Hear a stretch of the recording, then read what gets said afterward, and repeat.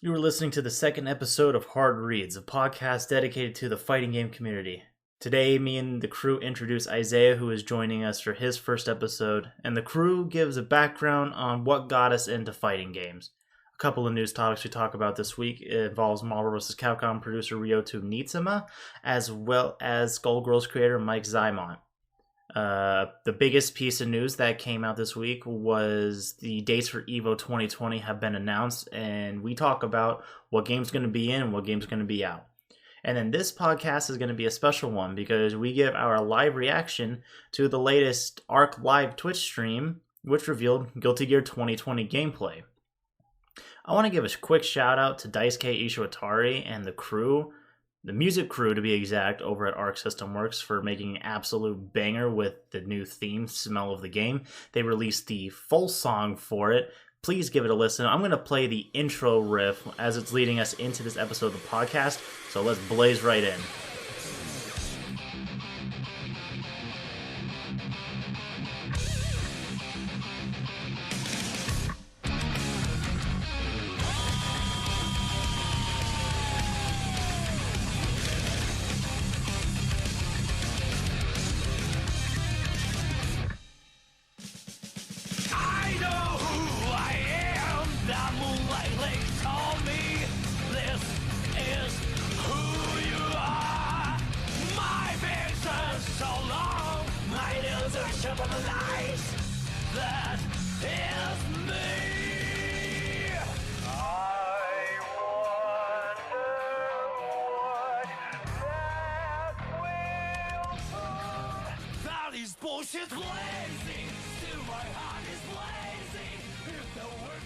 Ladies and gentlemen, thank you for listening to the second episode of Hard Reads, a podcast where six dudes talk about all of the hottest topics around the fighting game community. 6 minus 1. Yeah, I'll get to that in a minute. Everyone is here. Charlie, Elijah, Jalen, except for Ian. He is not here with us. He had some stuff to deal with, and by that he completely forgot that we were recording today. But we still love Ian. Yeah, the stuff he had to deal with was playing Resident Evil 2, right? Yes. Yes, he was playing Resident Evil 2. Claire can't take care of herself. No, she cannot. Not the way I play. Sorry, no, not Claire. Sherry. Sherry. That was my mistake. Yeah, Sherry. Claire can absolutely take care of herself. Well, Claire can't extend the Redfield bloodline by herself. But like some other location. But we do have Isaiah joining us this week for the first time. Isaiah, how are you doing? Hot as fuck. Hot as fuck. I know. Fuck. I apologize. It's all good. when it gets like cooler, I'll open up the window, get a nice little breeze in here. Cooler, yeah. Get Dragon Ball up in here, man. It's cooler. Yeah.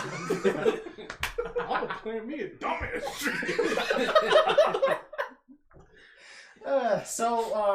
So the main topic for last episode was the fighting games that we were currently playing. So Isaiah, what are the current fighting games that you're playing right now? Yes, for me, I'm actually just kind of around the park right now.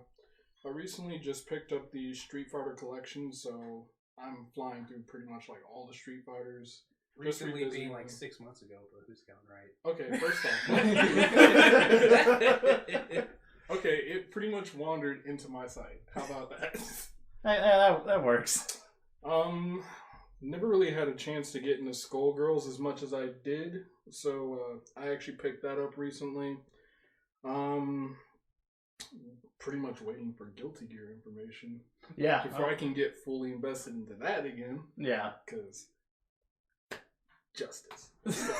She's not coming back, dude. Thank you, Brandon. Thank you. Okay, you guys say that, but she's not. But if she steps, I'm saying if she steps out, I'm flipping shit. But clearly, you haven't gone through Exit story mode. She is never coming back. Yeah. Okay, first off, in fighting games, things that stay dead never stay dead. Unless it's an Arc System Works game. And then there's just going to be a Justice MK2. No, there isn't. Because there hasn't been one. I'm just saying, if Sindel can kill off the entirety of the I MK mean, cast, and then they bring it back for MKX, yeah. Anything Well, this isn't impossible. NetherRealms. This is Arc System Works. Well, the Arc System Works is doing their announcement for the last two trailers.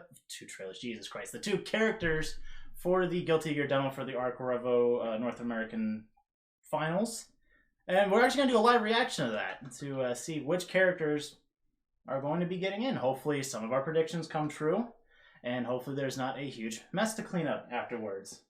I mean, if I see Uno or Jam, I'm instantly feeling No Nut November. Okay, I just want to make this clear from the jump. I mean, to be fair, Eno is I want one of my girls confirmed. Yeah. I mean, see, the thing about her is like. Bro, have you seen her aerial dust? Oh, Like, yes, hell yeah. yes. Of course I've seen it. Need me a freak who could do that in real life.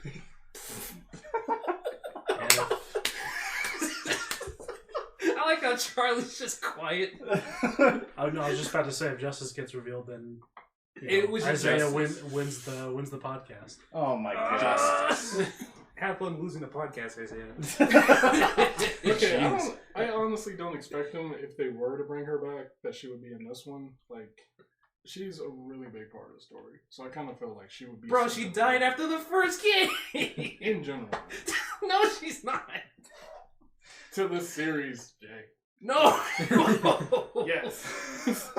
Well, regardless, Arc System Works' stream is going to be going up in about 40 minutes from now, so we'll look forward to that when it comes to it. The main topic of this episode is basically our stories of what got us into fighting games. But before we go into that, got some news topics to talk about this week. The first one is it comes from Event Hubs from John Guerrero, aka Velociraptor. Both articles come from the same reporter, actually. Marvel vs. Capcom 3's producer announced that he is no longer going to be working on fighting games. So this came from a message on Twitter. He said, "Thanks for keeping the love of for the game going. I'm not working on fighting games anymore, but I still get a thrill out of fans playing them." I wasn't really big into Marvel vs. Capcom 3. I never got super in deep with it, but the majority of everyone here, I think everyone except for me, has. So what do you guys think he's gonna do next from this point on? Do you think he'll make a return to the fighting game community as a producer, or what do you think he's going to do? Well, I'll take it a step further and say I played one of the other games that he directed. If anybody remembers Tatsunoko vs. Capcom on the Wii, which is the best versus fighter. Please don't at me. That's pretty bold. TVC is really fucking good. Like, if I still had it and I had my Wii U, we'd be playing that shit right now, and I'd be showing y'all that game is lit. Have you Love played? that game so much. But have you played Cartoon Network's Punch Time Explosion? That's not even the same game. How dare you? See, look, you need to play TVC too. I'm about to change your life. That game is fucking awesome. They just played it at Frosty Faustings last year. It's probably coming back this year. Combo Breaker had it. Yeah. That game is fire. Okay. It looks dope as fuck, I'm not gonna lie. It's real fun. So I played that game, and that's where I know him the most from. And TVC was really good. Ultimate Marvel is also really good too, but during like some parts in Ultimate Marvel's lifetime, there's been a couple of interviews with the guy that kind of twisted my gears a little bit. Namely, when they were talking about the reason why Mega Man wasn't included in Marvel vs. Capcom 3, and one of the things that he said kind of tipped me off. That being, Mega Man didn't fit the theme of the game they were going for. To which I was like, A, you already directed a versus game that had a version of Mega Man in it, and B, how does Mega Man not fit the theme of video game characters versus superheroes? I mean, and you got Zero in the same game. Yeah. Who is Mega Man except with a sword and can't copy stuff? Okay, so Zero. Oh, okay. Zero was in the game before Mega Man was. Mega Man was never in Marvel 3, at all. Yeah. What the fuck? He was a costume. for Zero. He was a Oh, costume for Zero. He was a color palette and a costume for Zero. Wow. This man was on a missing poster as well. Yeah. But like they'll have Zero and they'll have Tron Bond, which that's cool. I mean, I like Tron Bond and Zero's all right, I guess, but it's like, bro, you made a versus game that had a version of Mega Man in it. Why didn't you just port that character from TVC to Marvel 3 like how you did with Beautiful Joe and Zero and a couple other characters too? It's like, it's a little weird, but shit, I don't know what he's gonna do next. He's not doing fighting games anymore. I don't know really what to look forward from him. He didn't really talk about what he was gonna end up doing. Like he didn't say that he's leaving Capcom. He's just not making fighting games anymore. So I don't know what he would end up doing after that. Yeah. Because I only know him from the fighting games he directed. And it's kind of weird because, like, if you think about it, it's like he was pretty much like the producer, of course, from MVC3, and it's like, what other genre would that really translate into well enough? Yeah. He got like a special thanks credit for Monster Hunter 4 from what I was reading, and he wasn't even involved with MVCI at all, which is probably a good thing. That explains a lot. Yeah, it does explain a It's lot. because the head seat director of MVCI was Marvel. Oh. Yeah. Oh. Okay. Hence that makes- why no X-Men. Oh. I don't know if you guys ever played that game, but just to make sure that everybody's clear in this room, it has no X-Men in it. And you know what? Hot take. That is not a bad thing. Is it? No, it's not. Okay, let's be honest. I don't think it's. Let's be Look, perfectly honest. no. Let me be perfectly honest with you first. All right, go ahead. So You've been perfectly honest with him a lot so yeah, far. yeah. I like being honest. I want 100. So here's the thing. Here's the thing when it comes to fighting games. Gameplay takes precedence over fucking everything. So if you are the type of person who like, if you're irrational and you're like, okay, I don't hate Marvel because it looks ugly. I hate Marvel because I don't like the gameplay style. That's fine. X-Men characters being in the game is going to make you like the game because That's it's true. still going to play exactly the same, which you've already established you don't like. Wolverine's not saving that shit. That's where I'm coming from when I say that. Yeah. Okay. And it's like, people say, oh, if this shit had Wolverine and Magneto in it, then I would play it. That's cool, but like, if you actually play the game and you either like the gameplay or don't like the gameplay, missing certain characters shouldn't change the fact that the game is still fun. Because there's characters in MVCI that I miss. Like, they didn't bring back Felicia or Shenko from Marvel 3 to try to, like, build up on what they had on them from Marvel 3 to Infinite. But they did bring in Jada, which I thought was pretty cool. And he's a lot of fun in that game. But, I already like the gameplay. So it's like, I think that game is fun regardless of whoever the fuck is in there. Granted, it was so much easier for me to pick a main in there because there isn't a lot of characters I want to play as. But I don't think that's necessarily a bad thing. My problem with that is that it's, at the end of the day, it's still a crossover title.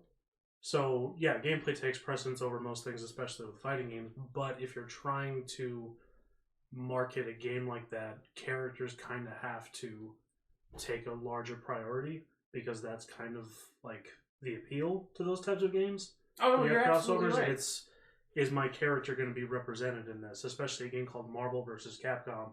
I don't think the MVC series, let alone Marvel itself, would be what they are today without the X-Men.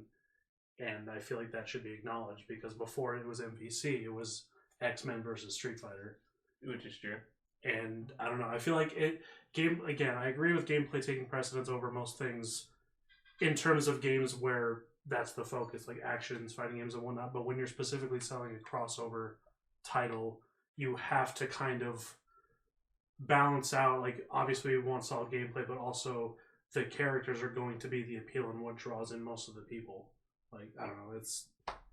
I mean, that all makes sense too. But like, I'll also raise that with, I play Marvel vs. Capcom more for the Capcom side versus the Marvel side because I I do too. fucking love Capcom, and I still am missing Capcom favorites this late into the franchise. Like, we still ain't got no Power Stone character, still no Breath of Fire. We still using like the same 2-3 Street Fighter characters all the time. Mm-hmm. I would like to see Alex return from TBC because he was really fun in that game. I'd like to see him pop up in another Versus game because that boy needs all the love on the planet. But like, even with those characters missing, it's like, yeah, sure, that kind of sucks, but I'm still gonna play the game because Chun-Li's in it, Dante's in it, Arthur's cool, Firebrand came back. They brought in my boy Jada. It was like that's all right. I still have other characters. I like more than one set of characters in this crossover game. There's already a lot of characters to choose from. All my favorites aren't there, but like I'm not gonna bash the game just because my favorites from one franchise isn't here. I mean, my favorite was in there, but he didn't look like his old self. He looked like El Don Yo, Quixote. And neither did his his name. Don't his El DMC costume looks better than his default, and that is That's the crime. yeah that's That's the big crime. And I don't know if you've heard the music either. oh no, the song sucks. Yeah. His theme song is absolutely trash. That game's soundtrack has like 0 buffs, except for Sigma's theme. I will defend Sigma's theme to the death. It's been a minute since I've played Infinite, but I uninstalled that shit. So. Hey, I still have my copy. It is free on Xbox Game Pass. I'm not going to download it. I think you should. I think it's a fun game. Marvel vs. Capcom 3 is on Game Pass too. See, it's weird that it's on the Xbox store. It's not on the PlayStation store. Yeah. I think that's really weird. I mean, I think I still have Ultimate Marvel 3 on my PS4, but I think I got to it. I literally, when they announced that I got it, because I was like, I don't play the game, but I have friends. I have one friend who literally, that is his game. That is his game he always goes to. That's his main fighting game he's always loved. And obviously, having a friend like that, I was like, well, even if it not to my benefit, to his, like if I have my PS4 around and people want to play it, I just bought it literally when they announced it. So You can also still get hard copies yeah, at the store. Oh. yeah. You sounded so subtle. I mean, like, it Just sucks hard that you can't copies buy at the it. store. Yeah, it sucks that you can't buy it digitally anymore on PS4. Yeah. But what are you gonna do? To I mean, it's not like Marvel vs. Capcom 2 for the Dreamcast. That shit hit like fucking triple digits once it started fading out. Like, rest in peace, Dreamcast. Yeah.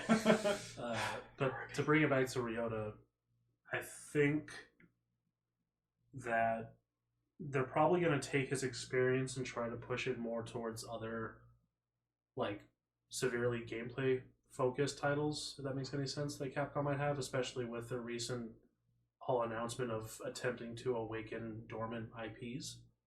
I think that could directly coincide with his shift to that, especially because he has that much experience with gameplay related games. Because what it said, he worked on Street Fighter 4. It worked on Street Fighter Monster 4. Hunter. Who was especially thanked for Monster Hunter 4. And he also did TBC and Marvel 3. Yeah. Which are notably some of Capcom's largest successful titles, I would say. Yeah. Street Fighter 4, TBC, and MVC 3. So yeah, I don't know. I feel like it's not a coincidence that them trying to awaken dormant IPs and him shifting his priorities, I don't think that's a coincidence. Okay. It's good take on that. We hope for the best for Mr. Nisama in his future endeavors, and hopefully we'll like to see him come back to the FGC. And then, speaking of dormant IPs, Jesus Hell yeah. Christ. This one shouldn't be dormant. I cannot fucking talk today. This dude. one shouldn't be It's dormant. crazy. it really So- shouldn't have been. So It shouldn't have been at all. another article from John Velociraptor Guerrero from Event Hubs. The creator of Skullgirls, Mike Zaymont? Mike Zion, but you can just call him Mike Z. Mike Z, perfect. All right. Mike Z if you live in Canada. So, Mike Z, the creator of the Skullgirls game, would like to work with Capcom to revive Darkstalkers. Now, again, this is going to be going to my story of what got us into fighting games. I wasn't around the FGC when it was like super popular. Obviously, not. Neither was I. Yeah. So, But I but for the love people who Darkstalkers.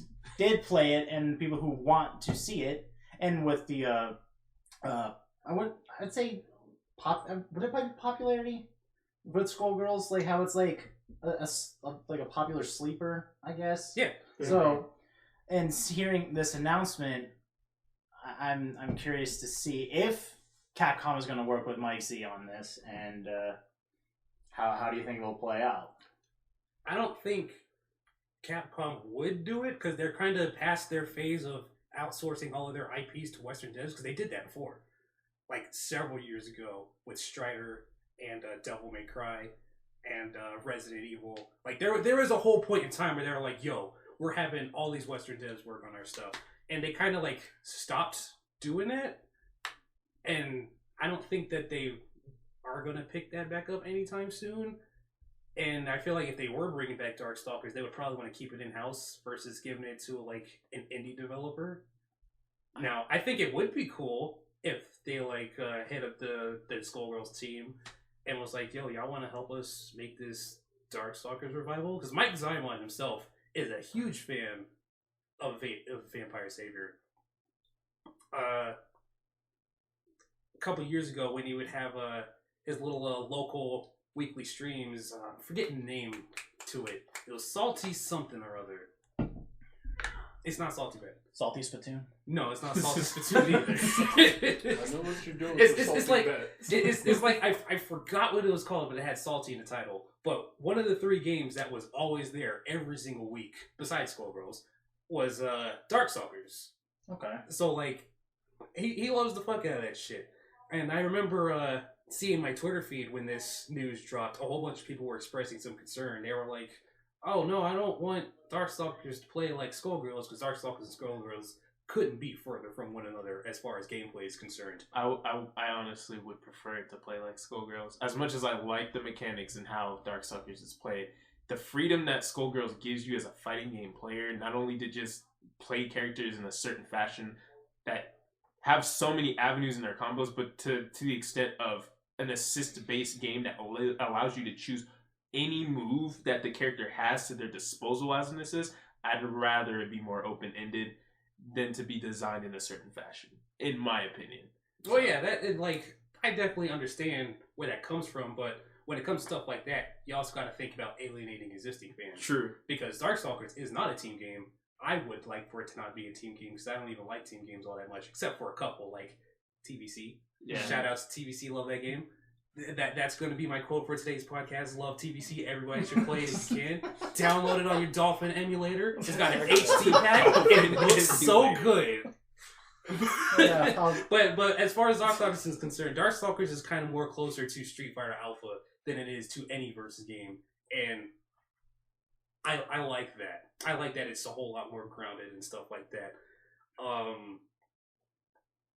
And I don't think like when a company is making a fighting game, like if Lab Zero were to come in and make this Darkstalkers game, I don't think it would be good for them to make it play like Skullgirls because Skullgirls already exists. Yeah. If I want to play Skullgirls, I'm gonna play Skullgirls. Yeah. I want to play Darkstalkers though.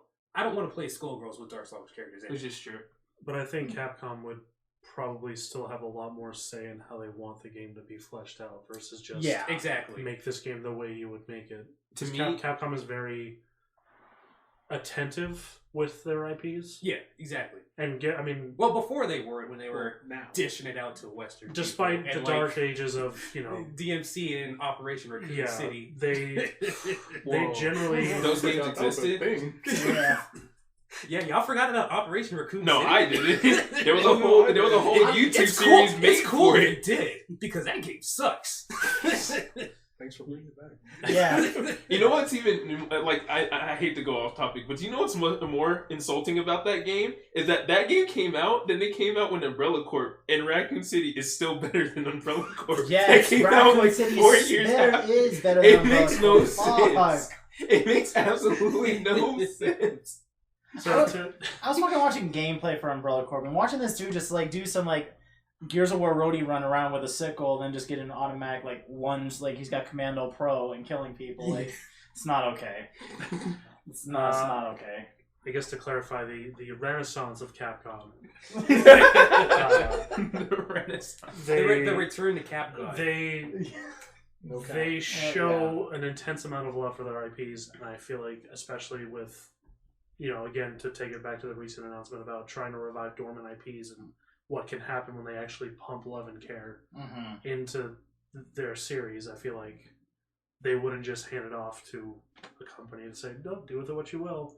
I think they would definitely handle it like by themselves because Mega Man 11 was handled by themselves, Monster Hunter World's handled by themselves, RE2, DMC5, and those games all fucking crushed it, and they're all really good, and a lot of people really like them. So Darkstalkers is definitely going to be in house. I For feel sure. like the true benefit, though, to working with them is not even mechanical wise, it's design wise. Because there's a super niche thing that is so special to Skullgirls that most people, I would say the majority of people, when it comes to like fighting games and animations and stuff, take for super granted, is that everything in Skullgirls was designed for a certain intent and is all hand drawn. So, and it's made to the extent to where, like, if you watch like their panels at GDC and stuff like that, they really go in depth to show you like how intricate they make sure that certain moves look and function that are not only telling, and so that, like, say if something is 20 frames, that you can react to it, that it's not that because it's 20 frames and it's reactable. You can literally see it in the move. And there's still a lot of fighting games, a lot till this day, that still don't know how to base their animations and their mechanics off of that function of I can see it, therefore I know it, which Tekken is probably the crown jewel of that, where you see something, if someone tells you to high, you don't really have to be told it's a high. Usually it always is a high because you can just visually see it's a high. Where most other games, you'll look at a move, obviously the big one that always comes to my head is like Baraicho's 4-3. It's an overhead, but he kicks you in the leg. That's not telling. If you look at Skullgirls, which is probably the next best candidate, almost everything in that move, you can tell what's the weight, how strong the move is, and where the move's going to hit just by looking at it. Even though it's in its nature, it's a very chaotic game because of it being like a mainly team-based game. All the animations are designed with that intent to be like at least grounded and understandable in frames. So it just... I feel like that would be the true benefit, at least in my opinion, is just how it's designed. If they were to work with him, at least. I don't know if they will, because obviously Capcom on their spree to keep everything in home base and how Japan works about everything staying where they want it. I'm pretty sure it's going to be more in-house, but I feel like at least design-wise, it wouldn't be a bad thing to go with Mike C's, like, because they have a really good design team, and I feel like that goes underutilized more than it should. They only have 2 notable games out that show that they really are good at their art style, or just art styles in general. I would want to see it on more games, especially on a Darkstalkers game, at the very least, in my opinion. So that's how I feel. I see that too, but I also don't want to wait 5 years for this game to come out. Like, True. I want it as soon as possible. and like, as good as Skullgirls and Indivisible look, those games took a lot of time because of how they animate the characters and design them and stuff like that. Yeah. And like, your boy's impatient. But yeah, it's also been like 20 years at this point. So Yeah. it's like, at this point, if you're going to do it, I kind of feel it'd be best to just try and get everything right the first time around. Don't need any second iterations, because for a lot of people, this is literally going to be their first Darkstalkers. Mm-hmm. Like, Yeah. and if your first Darkstalkers is a shit game, like, you can't pick it up because somebody who played it from the get-go knows all the lineups and can just fucking destroy your shit, it's kind of going to be hard to pick it up when there's as many fighting games in the community as there are now.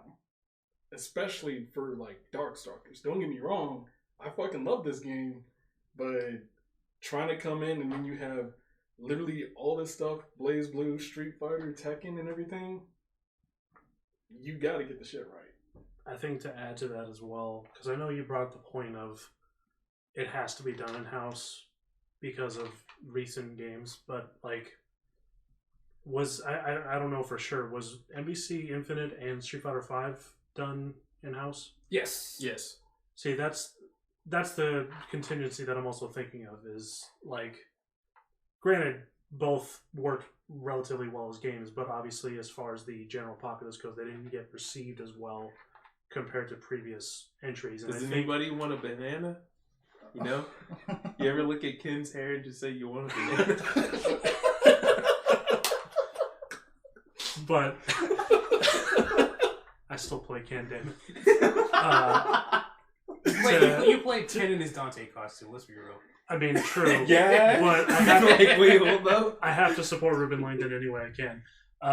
But to add to that, I think that's also one core thing that's missing from the renaissance of Capcom, is a fighting game that can match up to what we've gotten so far with Monster Hunter, Resident Evil, DMC5. I feel like that's like the one thing that's missing. So I feel like it's going to be a very it has to be done very carefully. Obviously, I don't know what other fighting games they've outsourced, but it can work because even Itsuno mentioned that although the reception of like the DMC reboot was the way it was, he still appreciated what they brought to the table and still used that to even add to DMC5. So I feel like it's a very complicated process of what you can give and take from outsourcing a game and what it might need.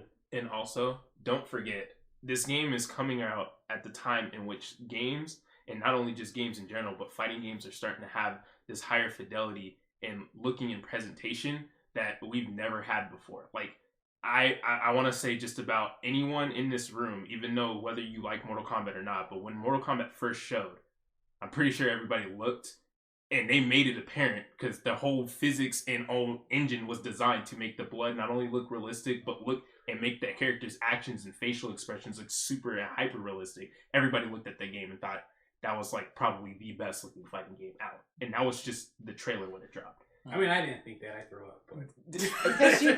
Because you don't like NetherRealm games. Yeah. And then even on top of that, not even having to go with that, then you have ArcSys where they made Dragon Ball look better than the animation in both the movies and the actual anime itself, respectively. Yeah. To the point to where their own niche, like, way of designing certain characters is now been incremented and touched up and put in the Grand Blue and then finalized and now perfected and being put into Guilty Gear 2020. So I mean, let's not just pretend Xrd didn't exist. Oh no, I'm not. But because Xrd started this. Yeah, I know. But that's the thing is that we came from that up until this point, and for you, like, I'm not trying to shit on. Like, I hate trying to shit. Like, it was making it seem like I shit on like Marvel Infinite. But the problem with that game is like there's so many times people keep making that joke where it looks like Contest of Champions, but it's for a good reason. It's because Marvel had too much of their hand into it, even though it was in-house.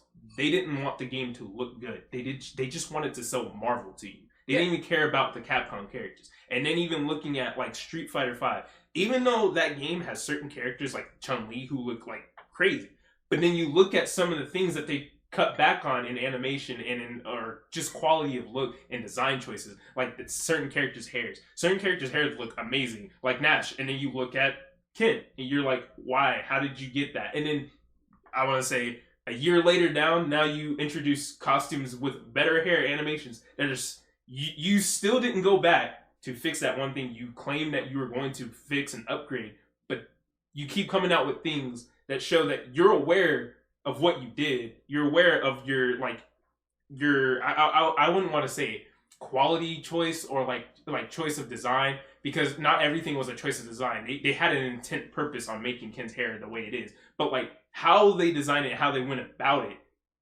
especially with the freeform animation, it just doesn't sell a lot of the hair choices that they went with. So like, in my opinion, there's like a lot of things they can take from Mike Z's design team that will help them actually design like a game that will stand up to all these other games. And like going back to what Isaiah said, you need people to look at this game and want to pick it up, because I'm pretty sure I can literally go across almost all my friends who play fighting games, and probably 5 out of like the 20 or 30 of them probably actually know what Darkstalkers is. Like looking at it, not just hearing the name and saying, oh yeah, that's a fighting game.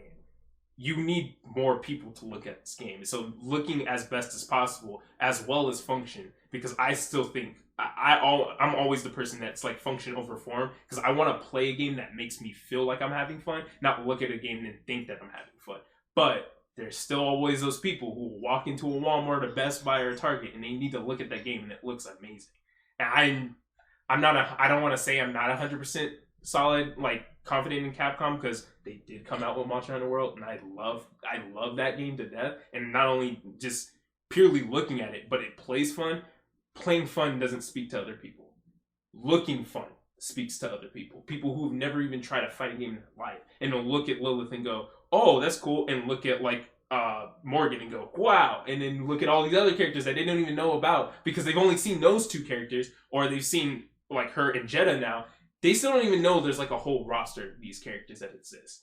So if they don't look the part, that says already a lot, especially looking at Marvel Infinite and Street Fighter. That says a lot. Those are the two recent games they came out with in fighting games.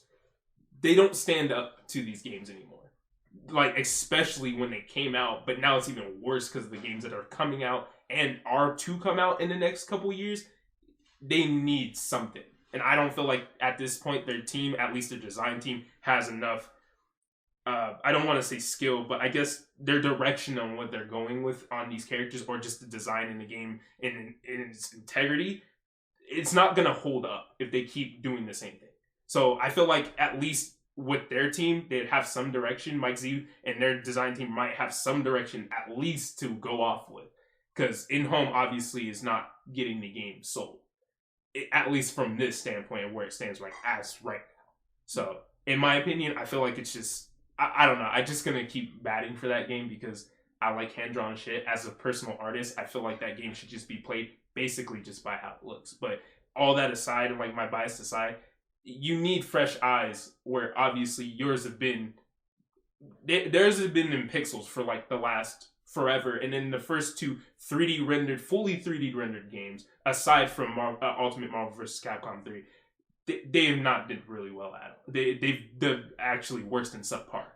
So, and it's not gotten eyes on the game. It made one game hated. So, that's where I stand, at least where it is right now. So we'll just call it Dark Functions. Functions. And that'll be the end of that. And they're just functions, guys. Yeah, I get where the design and stuff comes from, but then like you'll also like the same can be said on the other side of the coin, where like a game can still look good and people still won't play or buy it. Oh yeah, that's the true. Prime example being Guilty Gear Xrd itself. I can't tell you the amount of times I've seen people say, "Wow, this game looks cool," but like, damn, I was told Guilty Gear is hard, so I'm just not gonna buy it. But like that biking chick looks fucking awesome, and it's like, bro, if you don't fucking buy this game and play it, like you're already captivated by the visuals, right? Play the game and learn how to play it so that you can no longer say I was told this game is hard. At least you'll get some hands on with it and be all like, damn, maybe this game is hard, or maybe this game is hard, but I'm having fun and I want to learn more. That's where your mind should be, not this game's cool and then you don't buy it. Fucking ass. That makes me so mad. I've been holding this in for so many years. This is fucking ass. You don't know. Who are you talking to right now? I am talking. I'm directly? Bro, I'm talking to everybody on fucking Twitter. God damn it. I mean, It's like- you could probably drop his first name, last initial, like. Bruh, it's like this shit's been going on since 2014. You know how many times people were like, I'll pick up Xrd when X character comes out, and then X character comes out, and they still don't got this fucking game? Like, what the fuck, dude? They're here. Jalen, it's been 5 years. Yeah, I know! It's been 5 years and people are still doing it. If it helps Even to with like relieve- Guilty Gear 2020, it's like that game looks fucking solid. Nobody is saying that game looks like garbage, but there are people who are still on the fence about it because X character isn't here. And if they're here, you're still not gonna buy it, you ass. So just buy the game. The important thing is that It's like, yeah, the game needs to look good. There is eyes on Guilty Gear, but it's still not selling copies of Guilty Gear. well, no, Because no, Guilty Gear has a stigma with being hard. To add to that though, I wouldn't. The important thing to remember is that the fact that we are getting a Guilty Gear 2020. Yeah. If Yeah, it wasn't selling, we would not be getting a Guilty Gear 2020.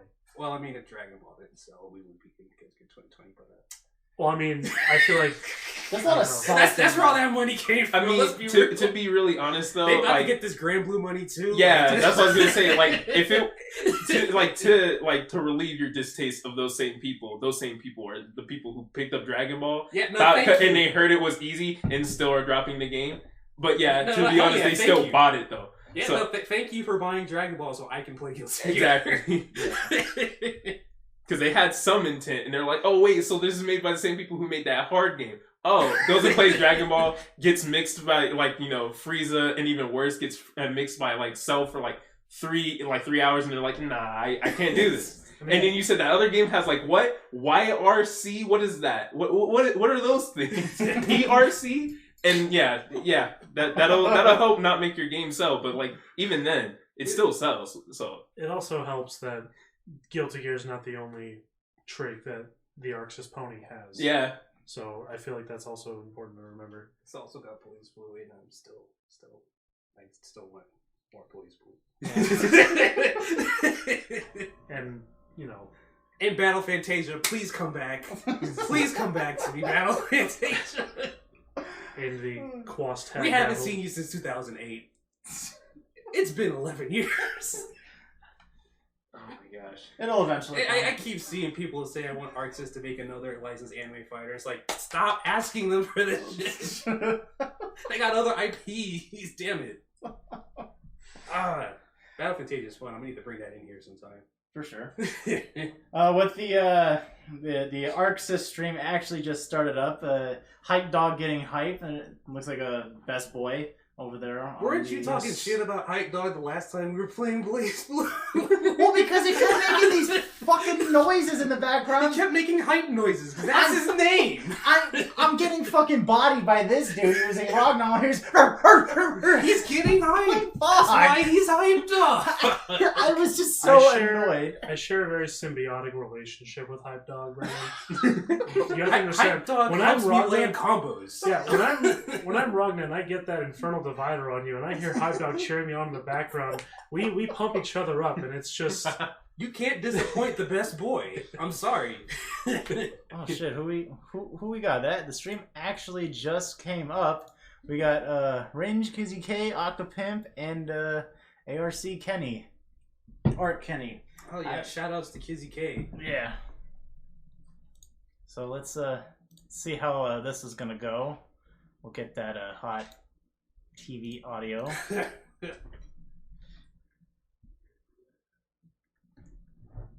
Who will it be? Please. Oh, it's muted. I'm still wearing my wristband.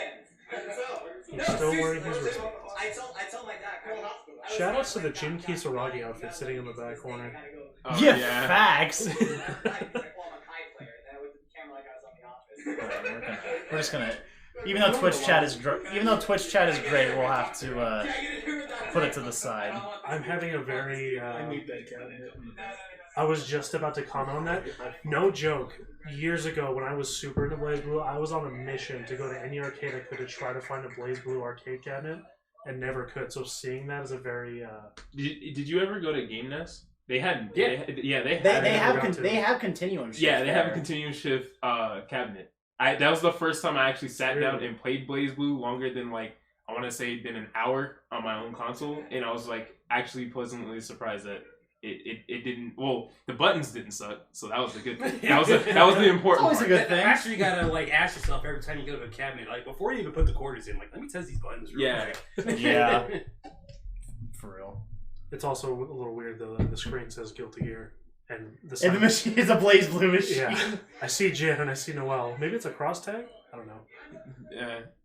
No, that looks like. No, Yeah, no, that's all. I think it's just an Arxis machine in general. Because They have their symbol in the middle of it. yeah. Yeah. That might make... Yeah, that would... You might just have something loaded up on it whenever somebody jumps on it. If so, good taste. GG. Hey, they got that jam keychain that I also have. That you got at Evo. Hell yeah. I love that thing so much. I really wanted to get the S keychain just because it's just S holding a pudding cup. It's like, oh. What do we got? Cross tag hero clicks on the table? Is that? Yeah, they always had those little standees. They had them at Evo. Okay. I like the standees. There was somebody who I used to work with who hated the acrylic standees with a pretty passion, and it's I didn't know where that hate was coming from, and I remember we got into a discussion about it, and he was like, "Ooh, what am I gonna do with these acrylic standees? Display them?" And I was like, "Yes, that's Yeah. There's no difference than a figure, except for the fact that a figure is 3D." What do you stand for? I don't understand where's this vitriol coming from. Why do you hate these things so much? It's figures for people who don't have $300 to buy an anime figure. So I actually not too long ago at Evo I got a Zidane Vivi acrylic stand.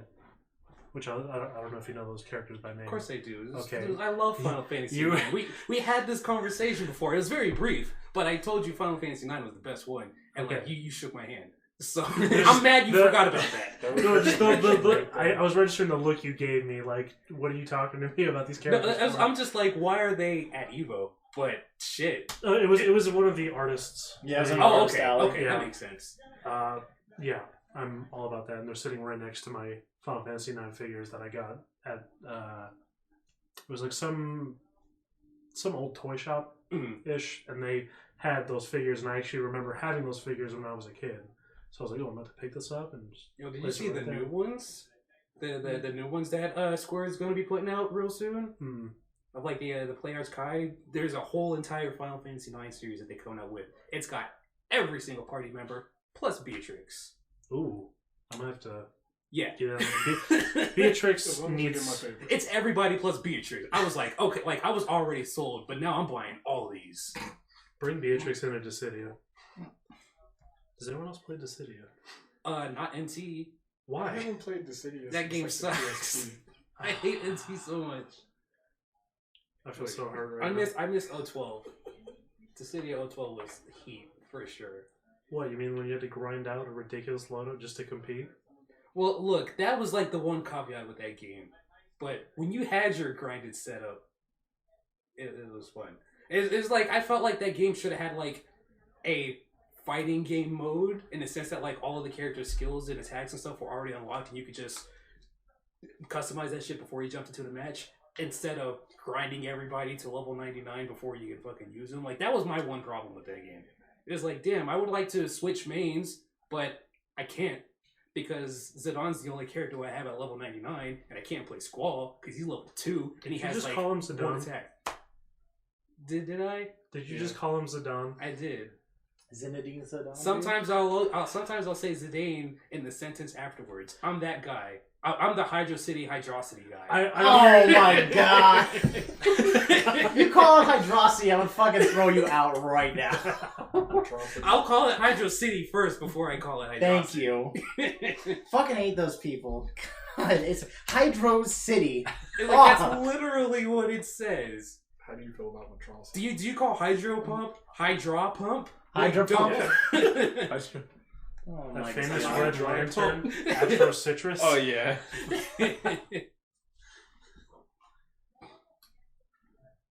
So wait, what are they talking about here? Just show me the goods, please. I know. We're just waiting for these goods here.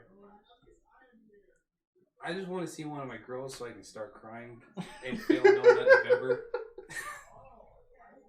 How would you guys feel if they just did a surprise reveal and one of the Blaze Blue characters entered Guilty Gear as a guest? Bruh, Oh my god. bruh. Don't do this to me. Don't give Don't- me hope.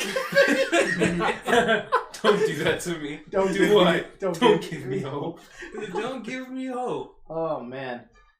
Did y'all hear about what the fuck Jeremy Renner got into? And he threatened to fucking kill his wife recently. Oh yeah, I see. Oh my god, fucking This just went from 0 to 60. yeah, it's like like 2 really seconds. I fucking think that's quick. like a solid 100. Like, really. Wait, what? Are they about to? Oh, here we go. It's a trailer. Turn that shit all the way up, Brandon. Who do we got? Is it gonna be a full song? No, it'll never be the full song. Who's here? It's gonna be a 15-second teaser. Oh Who's that? Is that shit? Who's that Chip. Pokemon? no! Oh, It's It's Chip. It is shit. Chip. it is Chip. Look at him look That like man best looks good. genius. I know. Looking like best genius. Oh my god. Yo, shout out to fucking me just guessing him from the silhouette. I did not expect to get that right. Yeah, the silhouette did not look what I expected shit to look like. He's That big. man thick He as is. hell. Why is he so big? Yo, he was not that big in the last few. Alright, this guy's just doing some Ragnarok shit. Alright, I feel it. Okay, Chip. Alright. Last Alright. character? Like ripped Xanath. Jesus. Don't tell me I gotta wait till the. Okay. Oh. Oh. Who's next? It's a new guy. This is Potemkin. Shut up! Told you! Told you! As soon as I saw that box, that's Potemkin. Ooh. Oh damn, Heat Extend has like more hits to it? That looks cool. Potemkin Buster coming in.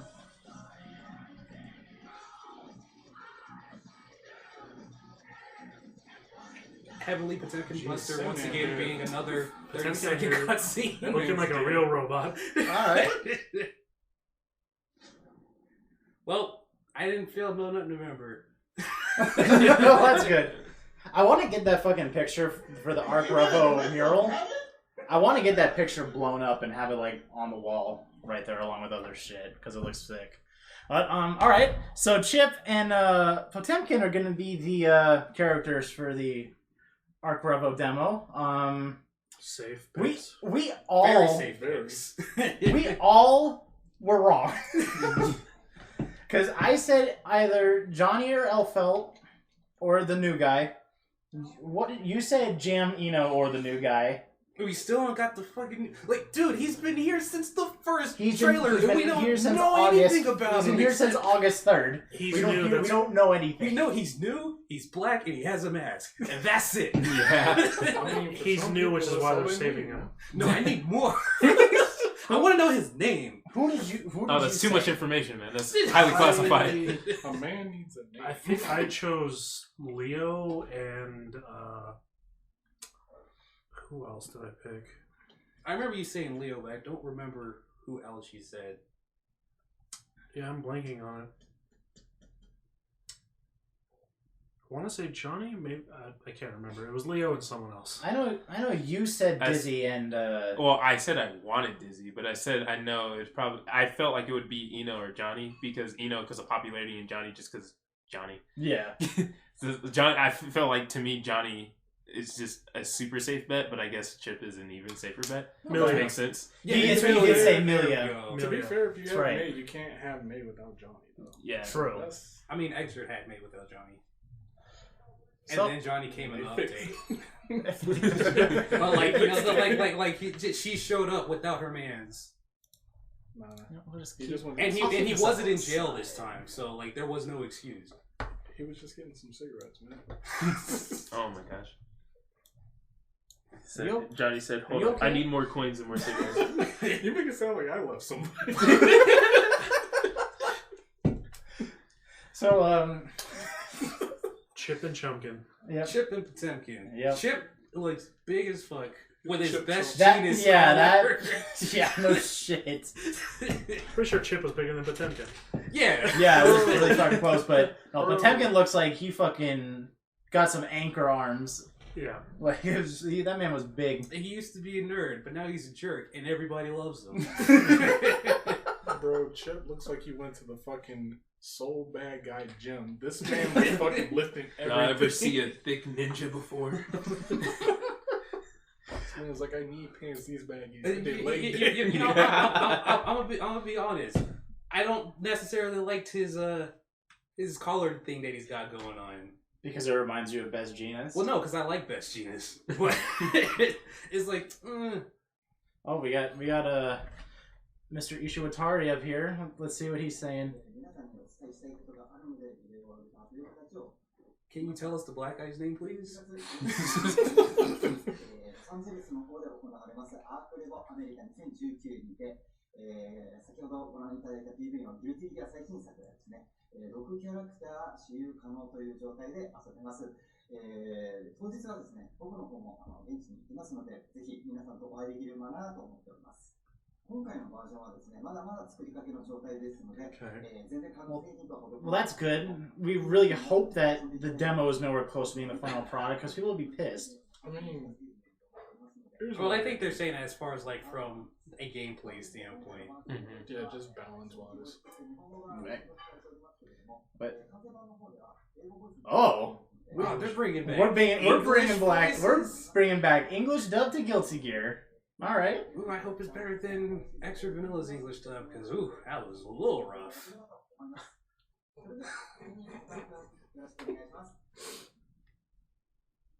Now, where's that Blaze Blue Central Fiction dub? Right? I say, wait, we make that? All right, That's we're gonna exactly what they'll say. keep that stream up on the side. That's gonna be a nice little thing we go back to every now and then. But so going back to some news, kind of wish Ian was here for this because he likes the Power Rangers game, and they recently did the reveal trailer for the Alpha and Omega Ranger. Sorry, the Quantum Ranger, Eric Myers. I had to make that joke, you know. If you watch this trailer, this man is literally Virgil in a Power Rangers costume. Yeah. Like, Shoutouts to Dan Southworth. yeah. Man, if you told Virgil he could gain more power by wearing a Power Rangers costume, He'd do it. fucking do it. 100%. That's what he did after Nilo Angelo. That's why he came back for Nero's arm. He's like, I'm done being a ranger. I gotta get Yamato back. So we don't have much detail on that, but was there like a release date in that trailer? I don't watch it because I don't care What? about Power Where the Rangers. Quantum Ranger? Yeah. To my knowledge, I think he's already. No, I think there was because it had similar to the Guilty Gear reveal setup. I think it had 2 other characters with him, and I think they listed reveal like not necessarily dates, but I guess I want to say time zones, but like it's like released in this part of the year or something rather. They're about to actually play They're Guilty on the Gear calendar. right now. Oh, they're playing the game. They're about to play it. We're about to see some gameplay. I just want to point out they were sitting at some Tatami mats before. Okay. Oh, so we still got RCs. That's cool. I feel like it'd be I weird. feel Still like 5 buttons. It'd be weird to have Guilty Gear without Roman cancels. yeah, Swear that's to God. yeah, like yeah, no, that wouldn't be okay. Yeah, we got dash throw, RC, burst, everything still, all the basic stuff is still there.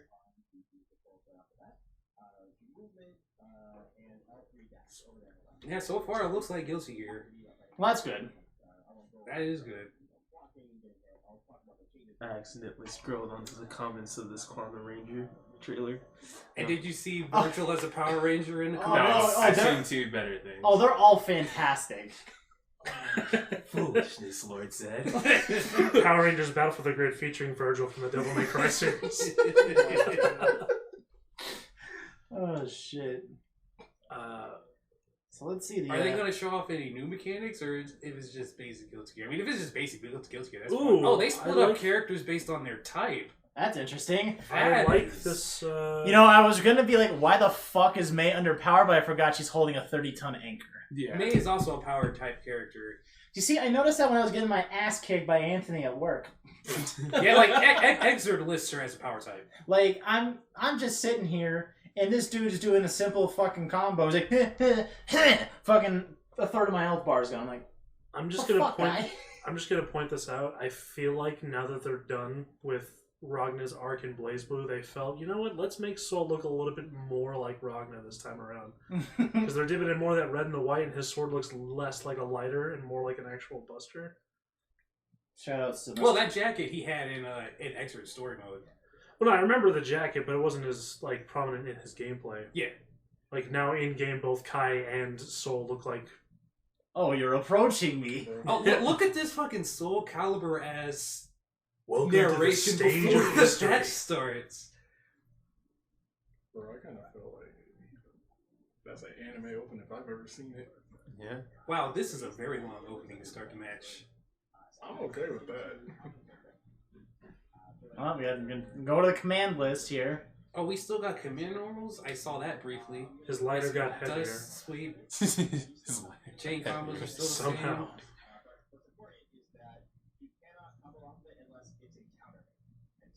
Okay. No combos of dust attacks unless it's a counter hit. Well, that's interesting. What do you do after a Dustin? You just press the button and hit people? I think it just looks like a get off me button. I don't know. So it's like a burst, but nah. That's what it sounds like. It might be. Well, I mean, bursting is still there. Well, yeah. And I'm pretty sure Dust doesn't grant any type of invincibility or anything like that. Kind of, It's still it's like an overhead. advancing guard almost. I don't know. I wish we could rewind this stream so I can read the little flavor test under Dust.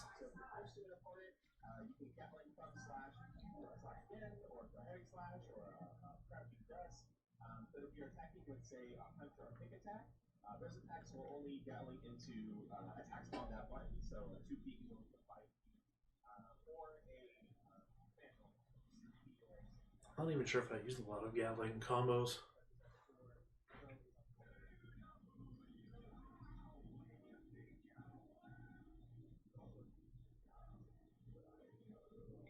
Glad to see Air Block made a return.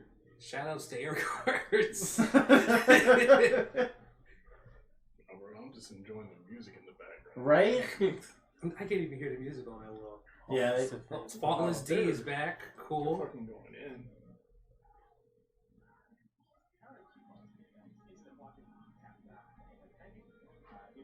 Is this the whole song? I think so. Can they stop talking for the rest of the I stream? know, right? Like, shut the fuck up. I'm trying to listen to this shit. We have Roman capsules, done by doing any 3 buttons other than dust. Yeah, so far it just There's looks like actually regular quite a Yoshi few here. versions of Roman capsule in this game. So in the previous game That's- there was YRC, RC, and PRC. Now the Roman capsule system works pretty different, and we'll sort of go into it during matches. It's a lot to go into. And like previous games, there's still blue burst and gold burst that you can bring out combos, get all your tension back when you're using a neutral, and they are still throwable. So you can still throw somebody's first if you really want to flex on them super hard. Okay. Now, even though they're supposed to be quote-unquote restructuring Guilty Gear, it still seems like Guilty Gear. Yeah. Which I'm happy about. Well, yeah, I mean, you always got to add some new shit into the games, but then keep the, the core fan base. Yeah. I remember seeing a lot of people being extremely worried that this game was going to be like super dumbed down. Like, But from what I'm seeing, this is Guilty Gear. yeah. Look at that fucking health bar, dude. Like, Oh, that is definitely a beta pre-alpha health bar for sure. I mean, if that's the But fun, with that being said, though, like I do like the aesthetic. It I was looks gonna clean. say if that's the health bar at oh, final the release, fucking I'm the fine picture with is it. moving with the health bar. That's interesting. Yeah. You could barely see the fucking burst. Dude, the visual effects. Oh, the game looks fucking gorgeous. Oh, Make a he's trip for that demo, man. he's got a dive punch. I don't have money to make this trip. Well, With dive me, man. punch. We'll go together, damn it. Dude, for real? Cause I'll go. Fuck yes, look. You just gotta pay for gas. That was a Dude, long- fucking bet. That was a very long wall splat. I would just like That to was a point out. long wall. Yeah, slide. it was extremely long spot. Damn, not Inferno Viper. Volcanic Viper looks so good. Sure, you can Everything looks about- really good. Yeah, everything about his flames look fucking. All of his moves are there. Well, the Ground Viper Night Raid Vortex looks fucking new. I want to see. This man I is want to see really his setting dragon on install. fire. I like that. Yeah, kind of- Yeah, that's new. That's the thing that made me want to actually play Soul, because I had no intentions, but I never knew he had like an install until like someone told me, and then I looked it up, and I was like, I want to play this character now. Yeah, he was one of the first characters in fighting games to have an Oh, install. hold Yeah. on. I need to see these. Okay. All right, let's see Yep. this install. Because you felt that. Everybody felt that. Alright. Going into Kai's special moves. Jesus Wait, Christ, there's this no game was install? great. Please tell me there's an install. So he still has. No, I didn't see it when they went down to Overdrive. I just saw a Tyrant Raid. Is there any reason canonically why he wouldn't have that anymore? Well, I'm like once again, this isn't done, so I'm pretty sure they'll add that at some point in the future. Oh, right. They probably weren't particularly worried about it right now because this is just an early version of the game. Which is true. Does this game? I mean, it's supposed to. Now, come out if next year. Kai has both his supers and not just ride the lightning, then I will join your side and be all like, Yeah. "Yo, what the fuck? Where's Dragon install?" I I think they're looking at Kai's normals right. Yeah. Or Kai's moveset right now. Let's see. I do like that Kai looks like he's about to fucking use polymerization to bring 3 blue eyes together. And it looks like Stun Edge got some changes to its. And actually, rather than. Well, actually, no, that looks like the same Stun Edge. Which is. I don't think it's TBD on a name, but it's flying kick that'll go over. Flying Kick? We're not calling that Greed Seaver anymore? Probably didn't put the text in. I- A lot. It, Yeah, it's a special look, attack. yeah, with like Flying looking Kick. at a lot of them, it looks like they're just using placeholder text for stuff they haven't Yeah. gotten to yet. Hot A-Bugs. Yeah, right. Well, a lot of his move names are the exact same as the other ones, like Stun Edge, Vapor Thrust, Stun Dipper. Like, those are their actual attack names. Yeah. I already do. Alright, there's Ride the Lightning. There's Ride the Lightning. You can do it in the air, just like you God, can. that looks so Oh, beautiful. wow, there's Yeah. a new follow-up after it? I do like the character designs on this one over. Okay, Sacred. look, she's got Sacred Edge too. So, all right, how come y'all didn't program Dragon Install? But Kai has access to both of his supers. Maybe they just don't want to show it off yet. Probably, they probably don't have the model for Dragon Install finished or something like that. That could be. I Or- feel like they or- do. On another option, I feel like they maybe do. there's something story-wise that connects to his new aesthetic that might be Oh. considered a spoiler. Hot. Damn. He teabagged him. Wasn't it? Oh, here's a stage transition. Okay. All right, Dead or Alive. Alright, this man was stuck there forever. That was a big ass clock. Is that like a stun timer? I think so. Can we just appreciate, like, in this new camera aesthetic that they're trying with this game, it's still Wake up moves super. fast. All right. Did they just go back to the previous location? No, they didn't. No. This is a new location. And it looks like the stage transitions seem to be purely aesthetic. Like, they're not doing a Tekken thing where, like, after the stage transition, You can carry a combo into it. Yeah. It might depend on. It could depend on how close you are to the stage transition. Because, like, when they were doing May's gameplay, it looked like she was comboing into other stuff. So I guess it could be depending on how close you are. Well, from what I've seen on here, this just resets back to neutral after the stage transition. Do a dust loop. I don't think anyone can do dust loops. Yo, I really like that combo counter. Yeah, no, that's sick. Now they're back to the See, beginning. my question is how are you going to initiate stage transitions, and will this remove corner combos? Yeah, no, that's. Ooh. There might Well, be a it's- stage I setting for guess that. with the stage transitions, like, if you don't want to do one, don't do a attack that causes wall splat. Exactly. Because That's it what I looks was like gonna they're say. all activated off of wall splats. So, like, your wall splat buttons, if you hit them again, 9 times out of 10 will cause a stage transition, which Yeah. would make sense. So that means maybe dust might, like, cause a stage transition, but I would doubt. Yeah, like 'cause- if you wall splat and then you hit dust after Yeah, the wall splat. like, it I would causes doubt a since stage transition. they don't combo normally, you would use them for that specific Appreciate purpose. yourself. You made everything the same thing. At the end of the gameplay, we were like, thanks for playing. He said, we'd appreciate it if you take our quick survey. Yeah, man. Alright, let's Free see. survey. Jeez, I love how this character select looks. I hope they don't change this because this is clean. Yeah, no, I like it too. Alright, May and Axel now. Bandit Keith coming in. You know, let's hope this time that they don't, take his, kunai blades and stuff away from him and just have him point at the enemy. No, man. Kunai whip chain. Deactivated my track card. Kunai with chain. What does it do? You ever seen a kunai? You ever seen it on a chain? Yeah, but what do they do? Look at that backpack. Looks like a Minions backpack. I don't like it.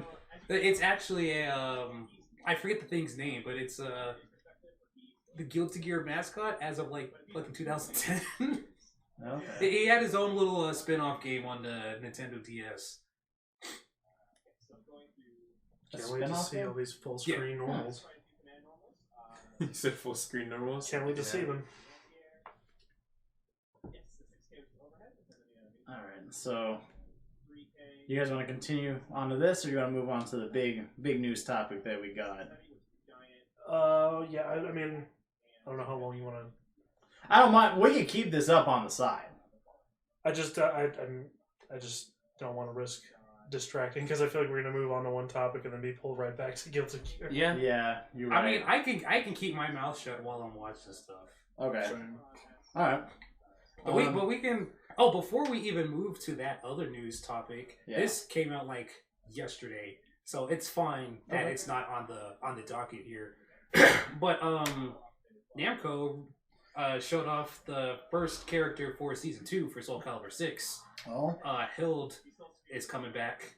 If anybody remembers who Hild is, and if they played and tried to enjoy Soul Calibur 4, they know her all too well. She's the chick with the flag and the short sword who had that combo that was an instant ring out that made Evo really terrible to watch. I've seen that when they made that move prominent in the trailer. Just yeah. Bah! I was like, well, that's a ring out. Instant reaction. I was like, yep, that's a ring out. I really hope they fix that.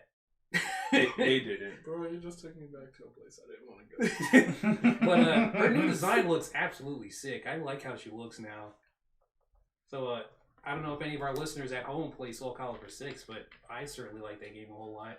When I get the money to purchase Season 2's Season Pass, I will definitely get it. I would pick it up only to play 2B. She was top. 2B's a lot of fun. Yeah, she was a top. When she first came out, she was. I don't want to say the best character in the game because Aswell still existed. So also Geralt was still pretty prominent. I forgot Geralt was in. Dude, Geralt is so fun. A fucking good character in that game. He is so fun. I mean, I played Tira, but like, of course, as a natural person as I am that touched everything on the freaking character select screen as fast as possible, I was like, okay, let's try this Geralt shit.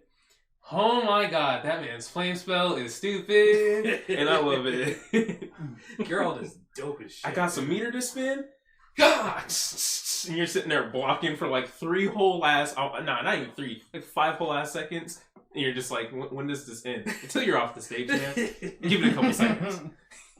Well, because I only played like Nightmare, and I played Zwei in Soul Calibur 5. Mm-hmm. And Zwei fell victim to the syndrome that I normally deal with my characters, where I pick a character for their aesthetic and they end up just having one major flaw. And like Zwei's range was not much to write home about. Yeah. I figured out like 1 or 2 decent combos with him, and then I got swept at Evo, and then it's like, alright, I'll still play Soul Calibur casually, but I mean, if 2B's in 6, I might see myself falling back into it. Yeah, she was my secondary for a little bit when I was like grinding the game for like, it was like 2 or 3 months. She's really good. Her pressure is absolutely retarded because of her range. Mm-hmm. It's like, I'm pretty sure you know. Yeah. Her range is like really fucking good. It seems like she can like pretty much convert off of anything from any side of the screen too, which is wild. But 2B's a lot of fun. If you play Nier Automata, you can very comfortably jump into 2B because some of her stuff in that game does carry over. Like she can do launchers and air combos and stuff like that. It's wild. Yeah. Give the girl her utility. Glory to mankind. That was a pretty cool looking transition there. Oh, is she gonna call her? Oh, she's calling Anami ult. Look at that fucking white whale, dude. He's supposed to be pink. He's pink.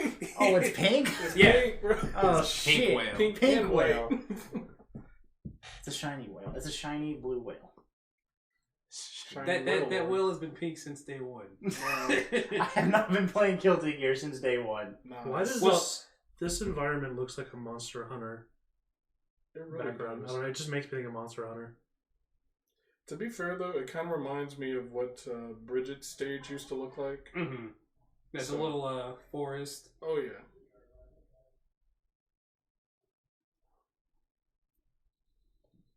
To be fair, I'm also wondering if Bridget's going to be making a comeback, too. No. I don't want to see that fucking loser come back. Bridget wasn't for me, but somebody wanted it. Yeah. Somebody a whole bunch of horny kids on Twitter Somebody a wanted whole bunch it. of horny kids on Twitter want Bridget back. Hold up. Oh, man.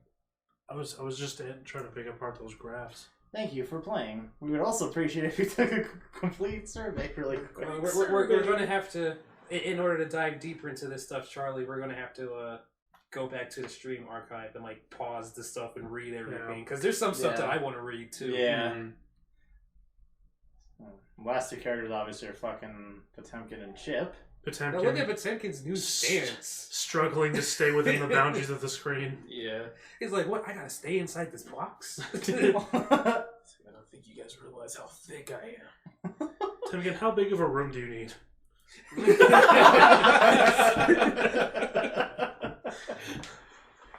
Hey, Potemkin, what's the range on Potbuster? You need to be this far away from me to avoid it.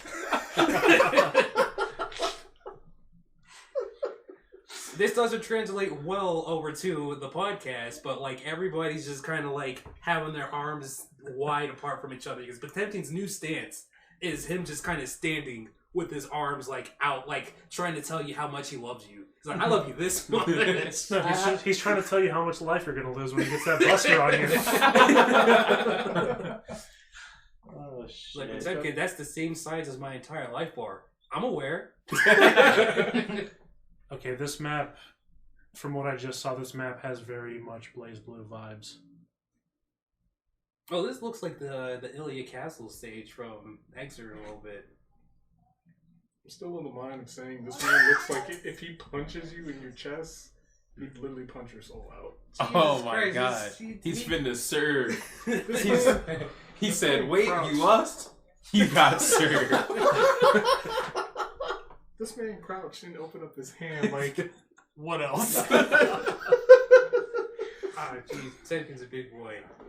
Let's move on to this other thing over here, Brandon, that we got on the docket. Yeah, definitely the biggest piece of news that came out. The Super Bowl of the FGC, EVO 2020, just had their dates announced for July 31st and August 2nd. I tried to immediately put in my TOR, and Phil started laughing at me. I don't blame you. Yeah, I mean, I don't blame you either. like, I literally don't even blame you. like I tried. I'm like, bro, it's got to be at least 6 months in advance. But like, I'm telling you now, so I can get it off. Because I know a lot of people want to go. Yeah. And I'm not trying to get it before some other fucking people who don't even play and just go to spectate use that time off. Fuck that. So I'm putting that shit in as soon as possible. It is once again returning to the Mandalay Bay Convention Center. It's a pretty good venue. Obviously, the pizza that I had was that's convention center food. Yeah, I was very upset because me and Ian went up to get fucking pizza and both of our pizzas were cold as shit. I'm surprised you guys looked He at the warned me. prices and still kept walking. Ian warned me about that pizza, but I was just like, I gotta eat something, and he was not wrong. Yep. So, obviously with multiple games that are coming out, hopefully before EVO, like Guilty Gear 2020, Under Night Clear or whatever. Unclear. We're very unclear. We're very unclear of how we're Details going to are pronounce vague. it. Yes. Unclear. Yeah. Under Night Vague. Yeah, Under Night Vague. There you go. With the new Under Night game coming out, and then Grand Blue Fantasy Versus. So I'm going to ask you guys this: which games? So obviously, here's my three that I'm going to give that are for sure going to be there: Street Fighter, Smash, and Tekken. Dude, I was literally just about to say that. Like, Yeah. those are the three. Those are if I'm going to give you a fourth shooters, one, sure. it's going to be Dragon Ball Fighters, obviously because the hype that comes around that game, and it'll be the premier tag fighter there. Mm-hmm. So are we all in an agreement that those are going to be the four that are like for sure? Yeah. Okay. Yep. Yeah. Yep, definitely. Let's All say right, it's so- 5 being Mortal Kombat. Yes, there's always another round game there too. So which games do you think are going to get canned from last year, and what are they going to be replaced with? Jalen?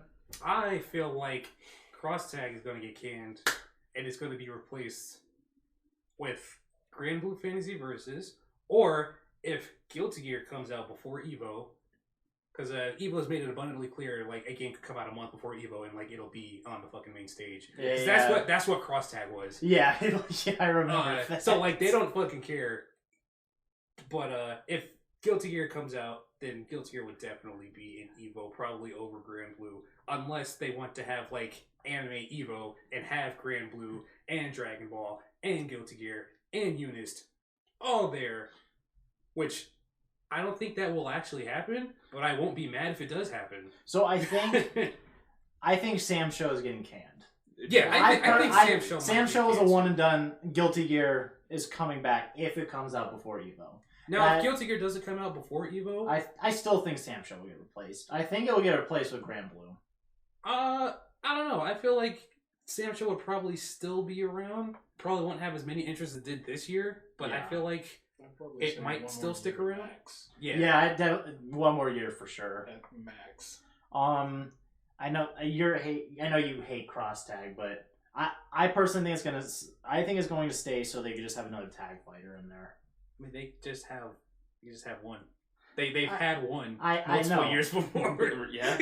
You know true. when Marvel was reigning king, it was the only tag game. No, and that's true.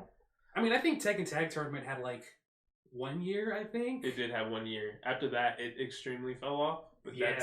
that's more due to the Japan scene rather than like it in entirety. It just because Yeah, no, it's not like the game's bad. It's just Yeah. that fuck. Just Japan is really good at Tekken Tag Tournament too. yeah. Obviously, the new internet will replace fucking Unist. That's obviously, they'd be dumb of them. It's like, oh, we released this new game. Oh, we're just gonna still have Unist here main stage. Was anybody surprised that Eunice made it? I was very like this surprised that year? Unist made it to a main stage event. I was surprised too. Because I mean, I was happy. I was just glad that game got its light that it deserved. Because Yeah. Oh no, I was happy Like- too. I was just like, I was just so caught off guard that they actually were like, yeah, main stage. What? You're just Yeah. like, since when? But I guess, sure. It's like, I'm not complaining. it's like of all the anime fighters they could have chose to be on main stage. Exactly. The fact that it was Eunice was like, yeah, that's absolutely wild. Yeah. Yeah, I definitely agree with that. It was a nice. That was actually my first. I guess it was my first taste of Eunice at Evo, actually, and that's why I picked up the character that I play because she was in the top 8. So I'm like, okay, she looks pretty cool. I'm gonna pick her up. What are you doing? It's because He's doing Potemkin's Far Slash. Oh, did he still have this? Do you still have the fucking? His forward light, his forward punch. Do you think Soul Calibur 6 will make it back? probably not. Yeah, that's Maybe if there's enough hype for the characters coming out in season 2, but I'm almost 100% sure probably not. Yo, if they Yeah. replace Sam Show, they should replace it with Soul Calibur 6. That would be the Yeah. Soul Calibur 6 was still in the lineup though last year. Yeah, Yeah. but I'm saying, Yeah. like, if one of Well, those didn't come back, I would expect it to be Oh. Sam Show, I- and Soul Calibur would probably still be there. Yeah. yeah. Isaiah, what do you think? Oh, wait, you already said Smash. Never mind. Wait, did you say Smash? Yeah, Smash is like literally a given. Okay. That is going to be main stage, That's- and it'll probably be main event again, Yeah. depending on how many entrants there are, of course. Because I mean, 3,500 people—that's a lot of fucking people. Yeah, plus, like, it's Smash Brothers. Yeah. For me personally, one of the ones that I don't really see coming back is probably going to be Soul Calibur, personally. Yeah. I mean, I do enjoy the game. It just seems to me personally, like, general aesthetic-wise, that it doesn't hold as much weight as, like, other games that might be releasing season passes around the same time, too. Kind of like Mortal Kombat's in the middle of theirs right now. They still haven't finished that one, but they have another one lined up. Yeah. Which is why I know for sure they're going to be there for, like... They're gonna have season 2, and then they're gonna fucking announce Injustice 3 next year. That's Or something else entirely. what? Do you have speculations of what you think it might be? 11.5. But maybe they're gonna MK try to- versus DC Universe 2. That's what I'm hoping. And then- Mortal Kombat featuring the I feel like they're at a point now. Good God. I feel like they're at a Don't point say now where they those can try words. something. Don't with give that. them hope. Let those Molina players suffer their fucking fate. Their prime queen, whatever you want to let them call it, just got ate up by a bunch of small ass bugs. Bro, Did that it was in the most fucked. cordiest way it could Okay. ever have ended. They should be happy because the same thing that happened with Jade, with Katana getting the variant, she at least kind of existed in Katana picking her up as a variant too. Yeah. So it's kind of like. But hey, see, this is the difference though. We like Jade. That's the difference. We like Jade. Don't get me wrong. Do I like Melina as a character? Totally. Do I want to fight Bowling Ball 2.0 going under all my mids while the game still has hitbox and hurtbox and like different like interaction problems? Oh hell no. The last thing I want to do as like it's I know I'm a Gears main, but the last thing I want to do is do 4-2-1-2 on you on block and just see that one increment, with that one pixel, and she ball rolls into the middle of my string. Yeah, no. Fuck that game, dude. No. Fuck that game, dude. Or it could be a new IP. Maybe another realm. Well, I'd kind of be stretch curious out of what their they could wheelhouse. do in terms of like new IPs, though. Yeah, I'd be curious as well. Or they just announced Sub-Zero Mythologies 2. Oh, Just completely subvert all our expectations. Nah, bro. I'm trying to play Special Forces again. What do you mean? I need to see what happens to that person that replaced Sonya that was giving Jax orders. I need to know who she was in her story. This isn't a brutality. This is a fatality. Yeah. My favorite Mortal Kombat game, Jax with a gun. So definitely, the 9 games I think are going to be there. Obviously, Smash, Dragon Ball, Tekken, Street Fighter, Mortal Kombat. I think BlazBlue Cross Tag is going to be there. The new Under Night, Guilty Gear if it is there, and then they're either I'm going to say Grand Blue for the final one, or they leave it at 8 games. I think you said 10 games. Did I say 10? There's a I part think of you me said that 10 feels games. like Grand Blue's not going to make it. Okay. Personally. Grand Blue, I feel like. But again, it also does depend on when arcs, like the rest of these games, release. True. Because if Guilty Gear 2020 is not out by June. June or July, I'm going to give it to July because last year Cross Tag came out in June and it made Evo main stage. Before the game even fucking came out. So... Well, yeah, Tekken 7 also made it to Evo before it came out. Yeah. So, I mean... Tekken 7 was at Evo like 2 years before it even Yeah, had a console release. Oh my god. That was the It- most like, excruciating thing I ever. was so mad. I was like, yo, we can't even play that game in the States. Yeah. It's like, so you're expecting American players to to make top 8s when they can't fuck around with the changes you guys made to the game. Yeah. And then on top of that, put more ice on the burn and don't bring a build to Evo until the very last Evo you guys are about to feature it in. Yeah. What? Yeah. Like, So I don't how am I supposed to play this game? Jalen, give us your 8 or 9. All right, so I'm keeping it at 9, and the 8. If they stick at 8, then like the last game one, number 9 could just fall out. So I think it's gonna be Smash, Dragon Ball, Street Fighter, Tekken, Mortal Kombat. Cross Tag is definitely getting the boot for either Guilty Gear or Grand Blue, whichever one is available at the time. If both are available, I don't think Grand Blue is going to make it, and Guilty Gear will probably replace Cross Tag. So where am I at? Like 6, 7 technically. Yeah. I don't think they're going to have both of them there at the same time. Like it's going to be one or the other. Okay. And if Guilty Gear comes out, it is definitely going to be Guilty Gear over Grand Blue for sure. Yeah. And then the last 2, I would say Soul Calibur, Sam Show. If they want to keep it at 9 games, if they don't want to keep it at 9 games, then I think it would just be. Wait, that's 7. Shit, I don't know. Put Windjammers in for game number 8. Fuck. I'll get down on some fucking Windjammers or Puyo Tetris. We're going to rival schools, bro. See, look, somebody has to have a Dreamcast. And You're gonna supply CRTs. Evo with the Dreamcast. One Dreamcast. Yeah, one Dreamcast, one CRT. Let's fucking go. You know, I'm pretty sure You the do game. know they need more than one if it's going to be a main stage game. Nah, everybody plays on main stage. That's the truth. Yeah. everybody. That tournament lasts fucking 2 weeks. Everybody's a winner. Or you know they could pull a bait and switch. It was like, yo, y'all want Marvel 3 back at Evo? I mean, I'd watch yeah. I'd watch it. I will watch it. Yeah. Isaiah, give us your 8 or 9, and try not to lose track like me and Jalen. Alright, so I threw myself off of Guilty Gear and Grand Blue, to be honest. Yeah. of course I'm gonna sit there and throw out the safe ones. We pretty much all kind of Yeah, we all have that. So give us like the last 3 or 4. Yeah. Personally, I want to see Grand Blue come back. Well, it can't come back because it'll be its first year. Yeah, I know what you mean. You want to see Grand Blue there. I want to see it. Trying to think of which other major ones I actually do want to see. For Ian's sake, I would want to see Power Rangers there. Ian's not here, but shout outs to Ian. For his sake. That'd be interesting, but then I don't. It's not going to make it because it's a 3v3 tag fighter, and Dragon Ball has that covered.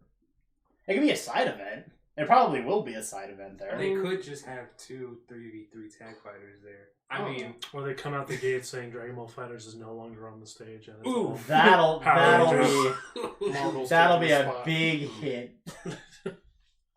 Not only to literally like every tag fighter player, but like, oh, that'd be awful. I'm sorry, I just have to quickly point out, it's funny that I just mentioned Sub-Zero Mythologies because during that stage transition, that falling animation that Kai Kisk looked identical to Sub-Zero's animation when you fall off a cliff in that game. Stop. And if any of you don't believe me, look up the research, look up those cutscenes in that game, because I kid you not. Don't look up the cuts. Just save yourself the time, the effort. You don't need that in your life. You do though. Sub-Zero Mythologies was a gift in its own way. I say. It was a fun Literally game. every scene where they talked was a travesty. It's not talking, it's just yelling while you fall to your death. The final boss wasn't even a final boss. Freeze him, run, snatch, run. I mean, how else are you going to play Sub-Zero? Ice Slide? Ice Clone? I fucking hate you. All right, yeah, Charlie. you said Grand Blue and Oh yeah, he and says fucking finished. you said Grand Blue and Power Rangers. And what was your third game?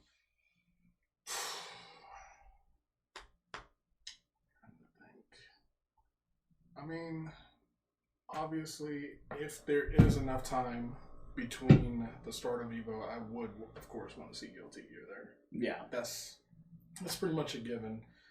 I'm just kind of worried about like the time frame of when it comes out, because Well, yeah, Evo's proved you can be like 2 weeks before the tournament, and it's like, yeah, that's in there. Main stage game. Well, I thought they were gonna fucking do that when good old patch 2.0 or whatever fucking came out for Smash. Oh, fucking Heroes, the playable character. I'm like, oh yeah, didn't you like do a whole lot of prep for that and then? yeah. Well, no, I didn't update my Switch just because of that reason, because they weren't using the newest patch. So everyone was complaining, well, you're a fucking hero at work. Yeah, no, Like, other people have Switches. Yeah, Fuck. man. Also, I'd like to point out that barely anyone used Hero. Exactly. It's because he's a big brain character. It takes too much process to like read that menu and then react with that menu every single time you use it. But he's supposed to be OP and the best character in the game. And He's only OP if you know how to use that menu. Yeah, that's what I was trying to tell everybody. Everybody was crying wolf, and it's like, bro, it's not that bad. Like, he's annoying. Like, because I played him on release, and I was like, he's annoying because of the crit hits. No, they weren't crying wolf. Crying wolf as in... They weren't talking about wolf from Star Fox. Yeah, I don't think Wolf is as much of a headache to fight as Hero is. I mean, Heroes. if you refer to my previous statement, up top. Bro, if you're playing wolf, you better just fucking reflect the fucking fire spell. I mean, that's his problem, in my opinion, is that nothing makes like Hero broken until you're like able to set up those scenarios, like when Thwack and Whack hit you, and like you I don't even know, like I've only seen Kamikaze only hit like 3 or 4 people in tournament, and it'd be like a viable way to use it. Other than that, like there's no real reason to use his menu because he's just a sword character with a good like projectile. But there's other characters and other sword characters, being Link one of them, who already facilitate that. So like unless you better. Exactly. So unless you utilize that menu, there's no reason to play him. And if you utilize that menu, if you're not good at using it, you're not gonna get the whole I want to say utilization out of him. So that's why to me he's not that good. I mean, I he also is like good. to point out that his added shield options are absolutely garbage. Oh yes, definitely. and his aerials leave much to be desired. Okay. As somebody who likes characters with strong aerials like Incineroar, Hero's aerials disappointed me greatly. Look, it is a proven fact at this point that any character with a 5-star body splash is obviously a dumb character. Like, let's be real. Even if they're a shitty overall character, there's something stupid about them because they have that 5-star body splash. Well, look, the body splash, the drop kick, and back air are really good. Also, the Cinero's up air is pretty good too as a combo tool. Mm-hmm. He's got some good ass aerials. I just wish his spike didn't suck. But like, that's one aerial versus like all the heroes' aerials being fucking booty cheeks because they either take 10 years to start up, or like in the case of his up air, it doesn't fucking hit anybody. I was so irritated labbing that. I was like, oh, so I can down throw or I can up throw and get an up air, but then like I have to specify my like dash and then jump at the exact point height to get it to hit at his foot, or else it doesn't hit at all. Yeah, because like it's not like the hitbox extends past his thighs. Exactly. Like it's his whole leg and it goes straight up. Yeah, and it doesn't make any sense. Just turn around and see fucking Jalen's foot in my face. You better watch out, man. Don't worry, it's heroes up air. You ain't getting hit by it. Don't make me feel bad for trying to use this. No, I love his up air because of how dumb it looks, but like also it doesn't fucking work. I was like, this is cool. He's kicking up, but then when I realized it hits nothing, I'm like, why use it? Yeah, this shit doesn't even work. I thought something was wrong with me. Like, why isn't this hitting?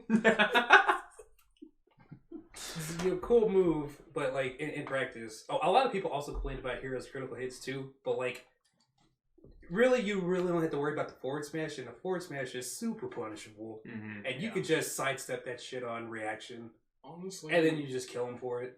A majority of his shit has like a shit ton of end lag, so It's like if I hit you with any of these moves that you're worried about, you deserve to lose that stock. I'm sorry. Especially if you get killed by Kamikaze. Come on, man. Right. People who get killed by Kamikaze, they just realize, they look at him and they say he has low MP, I'm a rush in, and they don't realize that Kamikaze will still kill them. That's literally usually how they die. Somebody literally had to sit there and basically just like immediately open up that window, and first thing on the slot is Kamikaze. Yeah. Like, if I see that in here, I'm gonna just fucking poke you down from a distance. Like, I ain't getting near that shit. Pill. Oh, we have. They got the Japanese stream up too. Yeah, it looks like it. They're just doing it like they're not even like they don't have that shit in studio mode at all. Like they just straight up put the new fucking source on the stream without it having to transition. I love it. I didn't even do that for my tournament. Like I had better production than this. What the fuck? No, what are your Evo predictions, Charlie? sorry. Yeah, to bring it back, I was actually curious because I feel like this is also an important factor. I'm going to say what I think first. I think BlazBlue and Soul Calibur getting cut, and I feel like it's going to be, again, depending on when they get released, I feel like Guilty Gear's a definite. I do feel like Sam Show's going to stay. And I feel like maybe I'll take back what I said about Granblue because I feel like because it's new, that might be the last slot since I don't see any other newer games being released. Yeah. And I say this because I had to double check this. I don't know if you guys remember the final numbers for each game of the entrance last year. This year. I know Soul Calibur 6 had the least, and then Cross Tag was behind it. Yes. And Cross Tag was at 640 entrants. Yeah. Soul Calibur 6 was at 742, with Dragon Ball FighterZ being but above Soul Calibur at just around 1,200. Okay. Mind you, Sam Show was at 1,700, which is why. Yeah, first year. I mean, Dragon Ball FighterZ had what 2,500 compete in it last year, and then look at the dip. The Smash numbers will go down. Like first year games will always go down if they're back at Evo the next year. It's just a proven fact. Well, Smash. I feel like Smash Ultimate numbers are going to be interesting because now Smash players don't have a choice in what game they play if they want to compete. Maybe Smash Ultimate will go down by like 100 people, Yeah. but it ain't gonna be a huge dip. No, it won't be. I think it will. I think it will still stay. It will at least stay above 2,500 guaranteed. Yeah, for sure. So overall, Granblue, Guilty Gear, and Sam Show. outside of the obvious 5 games that will still be there. All right. Elijah. Because I'm hopeful. I want Eunice to go back or Uniclear to go back. Because, I forgot about Uniclear because that's also new. Shit. Yeah, it was, to me, it's because I know like the numbers weren't like spatinizing compared to all the other games, because every other game was breaking 1,000 easy. That game didn't what would that game Eunice was. Didn't Eunice get like 1,100? Yeah, or so? it's I like got around that. Yeah, it was like around It was a 1,000. little bit under fighters. Yeah, so it's like it didn't break the numbers, but like it barely got up there. So it's like I would hope, like me being hopeful, I'd hope that it makes it back. Maybe as at least a Saturday like title, like how Dragon Ball ended up. But Dragon Ball is a weird case because everybody expected that to be like the new Marvel replacement, and it didn't turn out to be like that. But that's just because at the sheer fact that it's not Marvel. And I think people should have realized that early, but I don't think a lot of people were. So other than that, I realized it. That's why I stopped. oh, I playing realized Dragon it too. Ball. Like I love Dragon Ball, but like the problem is like there's certain mechanics that make me not like function as a fighting game player in that game, and so that's what hindered me to not like play it intensively. But besides that point, I do think that Samcho will probably stay, just sheer fact of numbers, because Evo does like its numbers. So Yeah. of course, I'd say it's fair to say that it could get the boot, but that's just because like most people you know and talk to will not really be playing that game. I think a lot of that is the tone towards, because a lot of people signed up for Samcho because not only was it its first year, it's the first time Samcho's like had a new fighting game like the past almost 10 years. Yeah, it's So also compared to everything else on the market, it's a whole lot simpler exactly. to jump into. So it's and like just play. it Like, gives you a don't gotta lot learn of a whole people who bunch. just came up to show to Evo something to do. You know, there's a lot of people that go there as spectators, like a lot. So all of them, I'd say the majority. Look, I couldn't grind for Eunice, all right? I didn't have the time. I had a lot of stuff that I had to take care of at that point in the year, all right? I was going to go in for Eunice, thank you. you better fucking compete next year. Bruh, if Grand Blue and Guilty Gear is going to be there, for sure I'm going to be there. All right. Yeah. So other than that, my third game I'd want to be Guilty Gear. I'm pretty sure it might be Grand Blue as a Saturday title. I hope Grand Blue, like I know I sound like really pessimistic and not liking of the game, but I just hope it's not a Sunday title, me personally. I feel like that game is not made for a market towards people who are generally there to play fighting games. So the people who would be there to play the game aren't going to be the people there actually wanting and enjoying the game. Because that'll be all stream stuff. That'll be like people who like Grand Blue for the sake of Grand Blue that are going to be watching that game. So that game being there, I'd be okay with that. But those would be my 3 games. If Guilty Gear doesn't get there, obviously Guilty Gear will replace Grand Blue in an instant. But that'd be my 3 games. So, just because. There is a lot of... What the fuck? Did you guys just see that? Yeah, chat on Guilty Gear. Bro. What? I just saw a Cerberus digging balls, dude. Like, what the fuck? What is going on? Do you see this Twitch chat, Jalen? I'm trying to make out the anime girl face. Like, who's that supposed to be? I don't know. I think it's just a random anime girl, and then we have dudes copy and pasting fucking Cerberus dick in there. I saw a fucking booty pic. Bless that. Yeah, bless the booty sculpture in the Twitch chat.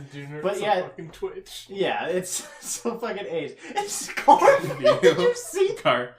I just oh my god. What It is that? Oh holy shit. Twitch chat's fucking AIDS, bro. I swear. Twitch chat is like a blessing, but it is also AIDS. As soon as I saw that fucking it was just the solo balls and then 5 dicks. Just like... Oh my gosh. Who is it's supposed to be Pepe the Frog with a fucking beard? Like I think that's an anime titty. Bro, what is man? Mods, please. Yeah. Ban everybody These in mod- this chat. I don't think they can ban everyone. They could try. What is this, So Area what place is 51? Literally. It's like they can't Only shoot for everyone. So, Is that Joey? yes. Oh, it's like beautiful. Joey Withers. Oh, that is beautiful. Oh my god, that's good. This is I'll gonna take take a a first fucking episode minute. of the podcast. Oh, That is pure gold. that is great. Joey's Over surprise face. Thank you. Shout outs to the dude who originally fucking typed that shit in for Joey Wheeler's face. Good on you, man. I do not have the fucking patience for that. This man had that side by side as he made that. Yeah, probably. Screenshot. Just- Yeah, he has that shit macroed his fucking keyboard. Control Q. Control Brooklyn Rage.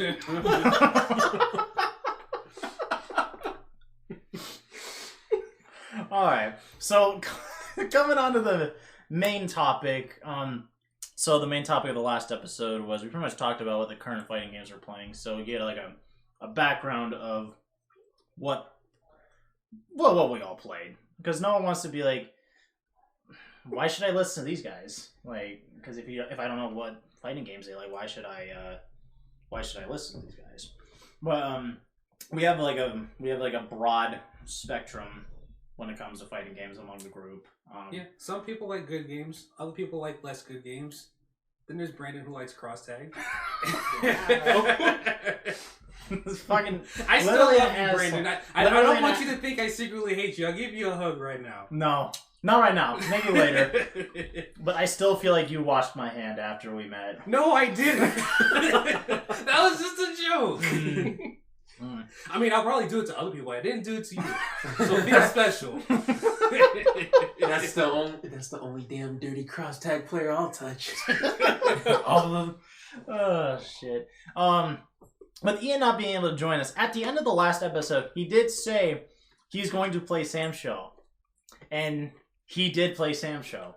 Oh yeah. Yeah, if anybody wanted to follow up on Ian playing Sam Show, he has played it, and according to Isaiah, he is This man. he's out here crushing people. This man's getting good. Yeah. He was playing now the dicks are colorful. Now like there's pink and orange, like oh my god. He was playing the chick with the with the I need to minimize this. I'm fucking losing my mind. Out here collecting the infinity dicks.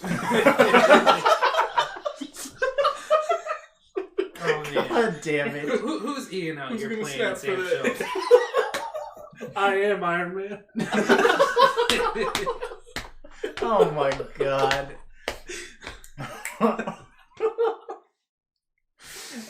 Ian is playing. He's playing Ukyo, right? Yeah. And then the chick with the falcon. Nakoru. Yeah. Nakaruru. Yeah, those are the two that I've seen him play anyway. Don't know much into detail about that. He'll probably tell you about it on the next episode. If he remembers to come and not play Resident Evil. I'll- 2. I gotta ask him if his Tsubame Gaishi game is on point with Ukyo, because like that's how you play the character. I'm pretty sure he You was just- because that was one of the first things he mentioned to me when we were talking about it, that you can Yeah, bro, do. just TK Tsubame Gaishi. Instant air Tsubame get out of here projectiles, I don't need you up in my grill. Yeah, Like that, yeah. that is Ukyo's entire gameplay. That shit is so annoying to do. Oh, That is the Bato Jutsu for that character. Alright, so the main topic for this episode is the story of what got us into fighting games. We were going to actually have this as a main topic last episode, but wanted to make sure that everyone was here, but Ian is not. But couldn't think of another main topic, so we're just going to do that. And then we're going to get... Sakurai would be disappointed in us. Yes, Everybody's not here. Everybody is not here. But we'll get Ian's story next week when he shows, or not next week. The next episode. Yeah, there you go. Next episode of our bi-weekly podcast. Yes, correct. I don't want to start this one because I feel like it's the shortest. You want to go around? Well, I mean, we can Who probably... would be if, the if it's the shortest? shortest, we can... I don't know. I feel like mine might be a little long. Mine's just gonna be a little long too. I'm gonna be real. Same I'll sort of. I think. All right, Isaiah, let's go. I mean, mine was pretty fairly simple, to be perfectly honest. Like, I was actually like the youngest kid when I was growing up, so I had like nothing but brothers and sisters and all that other shit. Literally one of the first games I actually started playing when I was a kid was Street Fighter 2. So On the Super Nintendo? oh yeah. Oh. So He said, "Oh." yeah, on the Super Nintendo. Like this is when like that's literally how it first started. Yeah. That You know, that's fair. There was no ground one for other me. alternative other than the arcade version at So- the time. I used to play that with my brothers and sisters, and I got my ass kicked up and down religiously. Like I saw my health bar depleted more times than I saw it full. Let me ask you this: did they only press heavy punch and heavy kick? Oh no, they fucking Hadouken everything. I Okay, hated because like all every of it. time I hear about people playing Street Fighter 2 with their family, it's like they were always getting their cheeks clapped, but their brother was just pressing heavy punch and heavy kick. Oh no, like, my They would brother jump used- into sweep, and like that was the combo. I know, like my brother used to do the overhead and the fucking Tatsuma. I fucking hated it. As a kid, I was salty as fuck, but I got damn good at it.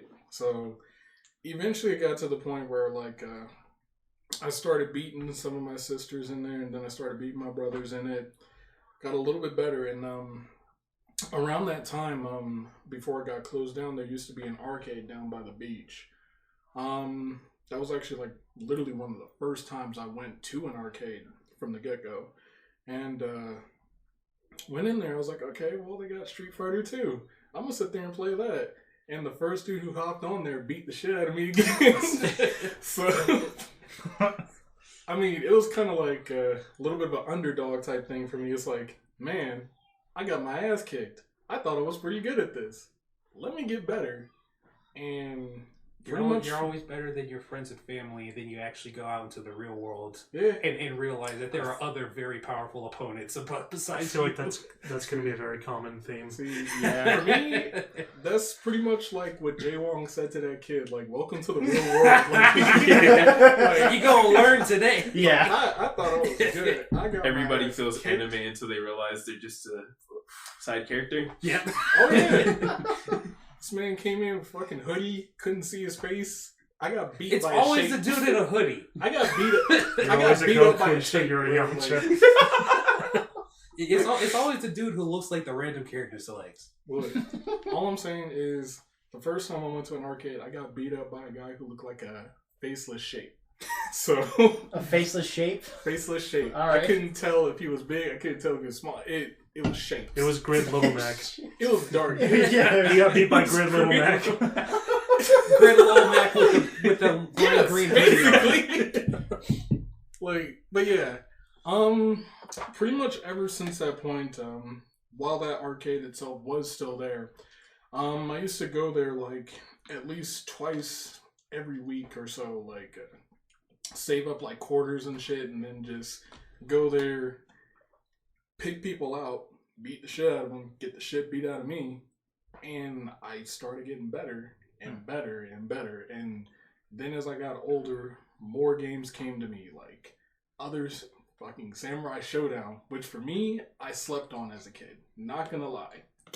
Fucking Killer Instinct. As a kid, I liked it, but arcade was so much fucking better. I swear to you. So, I picked up on a lot of that stuff. Pretty much everything that I learned, like, as a kid, carried over into, like, other games. Footsies are real. Footsies are fucking real. Footsies are indeed real. Footsies are fucking real. I learned that real early.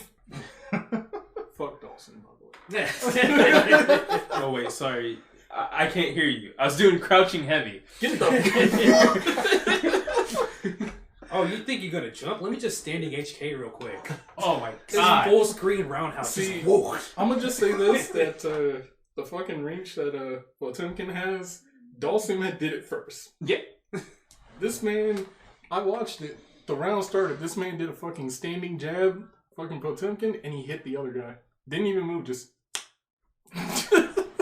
Just to make up for the fact that he doesn't have a dash. Yeah, this man can punch from the finish line and the start at the same time. It's pretty impressive. Does it just like go around, or is it just like a little curve at the start finish line? So it's like, oh, Oh no, like this man can literally reach and touch both fists, and they're going out straight.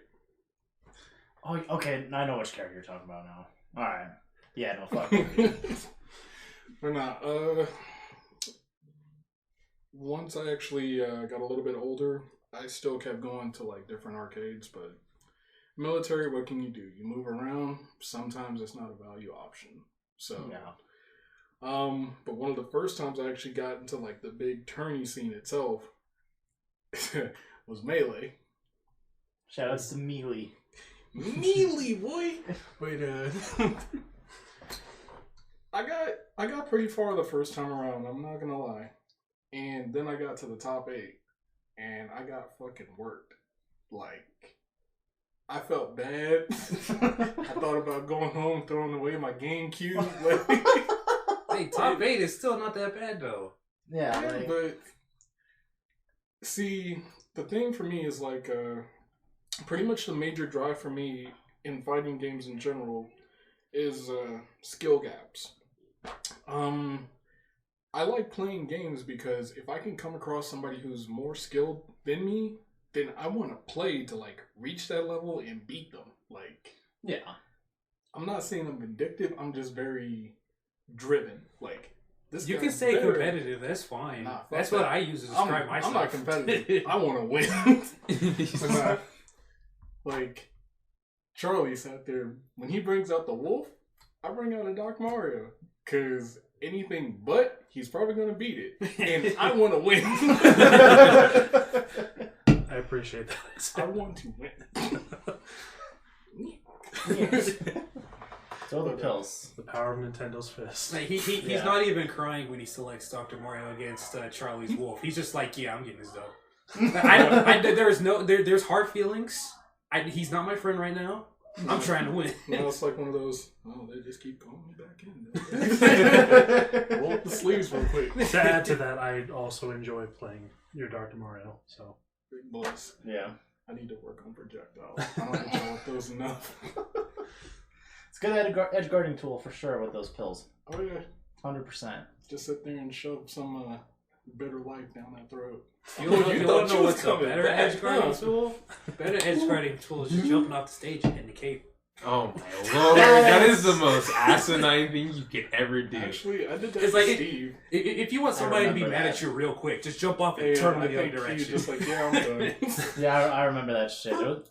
It was a pretty quick match too. I remember. I seen a tournament clip of that. Like, it was a corn player, and she went to do up B, and just to see that get caped, and she up B'd completely away from the stage, you just look, and you just feel depressed for the person there. Just like, Yeah. you got hit by Cape, huh? And they just walk up to you. Like, do you comfort your friend, or do you mock him? Because, like, let's be real. No, I comfort them, and I go up to them and I tell them, yeah, that move is a fucking mistake. Oh, no. It's like, that is the #1 robbery tool in Smash. See, You're playing the game right, and the other dude just turns you around and says, nah. This Yeah, is what we fucking polar regular opposites. Mario. Yeah. Dr. Mario. pulling the curtain off that L. Bro, this is like polar It's like, oh, opposites. this. Yeah, for You real. tell him I feel bad for you. I go up and be like, how the fuck you let that hit you? Just saw it coming. What the fuck? Yeah. Well, nah. That shit just pretty much carried on for life, really. Like, after I sat there and got the shit kicked out of me, got back up, kept getting better and better, and started winning tournaments. I didn't really want to like get into it like to the point where it's like, okay, I'm literally gonna give my life over to like competing type stuff, but it was enough that it was like I still want to be able to like fight these people and pull out a dub. Like, Yeah. nobody wants to get blown up on the big stage. Like, come on now. Yeah, it's facts. And sure, even if you like lose Evo, if you beat Jaywong, you can say, sure, I lost, but I beat Jaywong. Did you beat Jaywong? No. Oh, that's right. You didn't get to see Jaywong. You can't even step on the same step that I'm at right now. Just take your ass back down there. Thank you. Gotta criticize those kids who don't know how to swim and pull it off. Look, I I would fucking pop off if I beat like a killer. Or Oh, a big definitely. man. I would go off. That shit's going to be in my fucking bio on Tinder, and I'm putting that shit all over the place. Oh my god. I am telling everybody that I clapped Daigo Umehara's cheeks in Street Fighter 5. This man's Facebook picture is gonna literally be him in the winning screen, Jay Wong behind him. Oh shit! Oh my god! Well, that's pretty much it for me. All right. I guess I'll go since mine's kind of the second shortest. Brandon saw anime titties in fighting games and was like, "I'm in." I heard fighting games have plot. How wrong am I? And I like how just fucking on the screensaver you just see fucking Elfelds. Just Your fucking girl's knock her right over. there. Elfo came to me with a marriage license, and I said, I'm in the FGC. No, That's it. Next. No, but mine. I haven't been in the FG like involved with the fighting game community for long. I mean, I have played Smash dating back to 64, Melee, Brawl. I didn't really start getting into it like competitively until Smash 4 came out, and when it first debuted at EVO back in 2015. Just watching that and then seeing like pro play, I'm like, wow, I really want to get into this competitively. I just fell out of Smash 4 only because like my job it kind of took a lot. So, but then I didn't really start getting back into it until recently when they announced Ultimate. Actually, no, it was a little bit before, because when they announced Dragon Ball FighterZ at E3 in 2017, that's when I was like, okay, you know, because Dragon Ball is my favorite anime, I'm gonna get invested into this. It's A lot of people said that at that time too. Yeah. Like, it doesn't surprise me that was also your mindset, because a lot of people were like, "Yeah, I don't play fighting games, but nigga, it's Dragon Ball Z." yeah.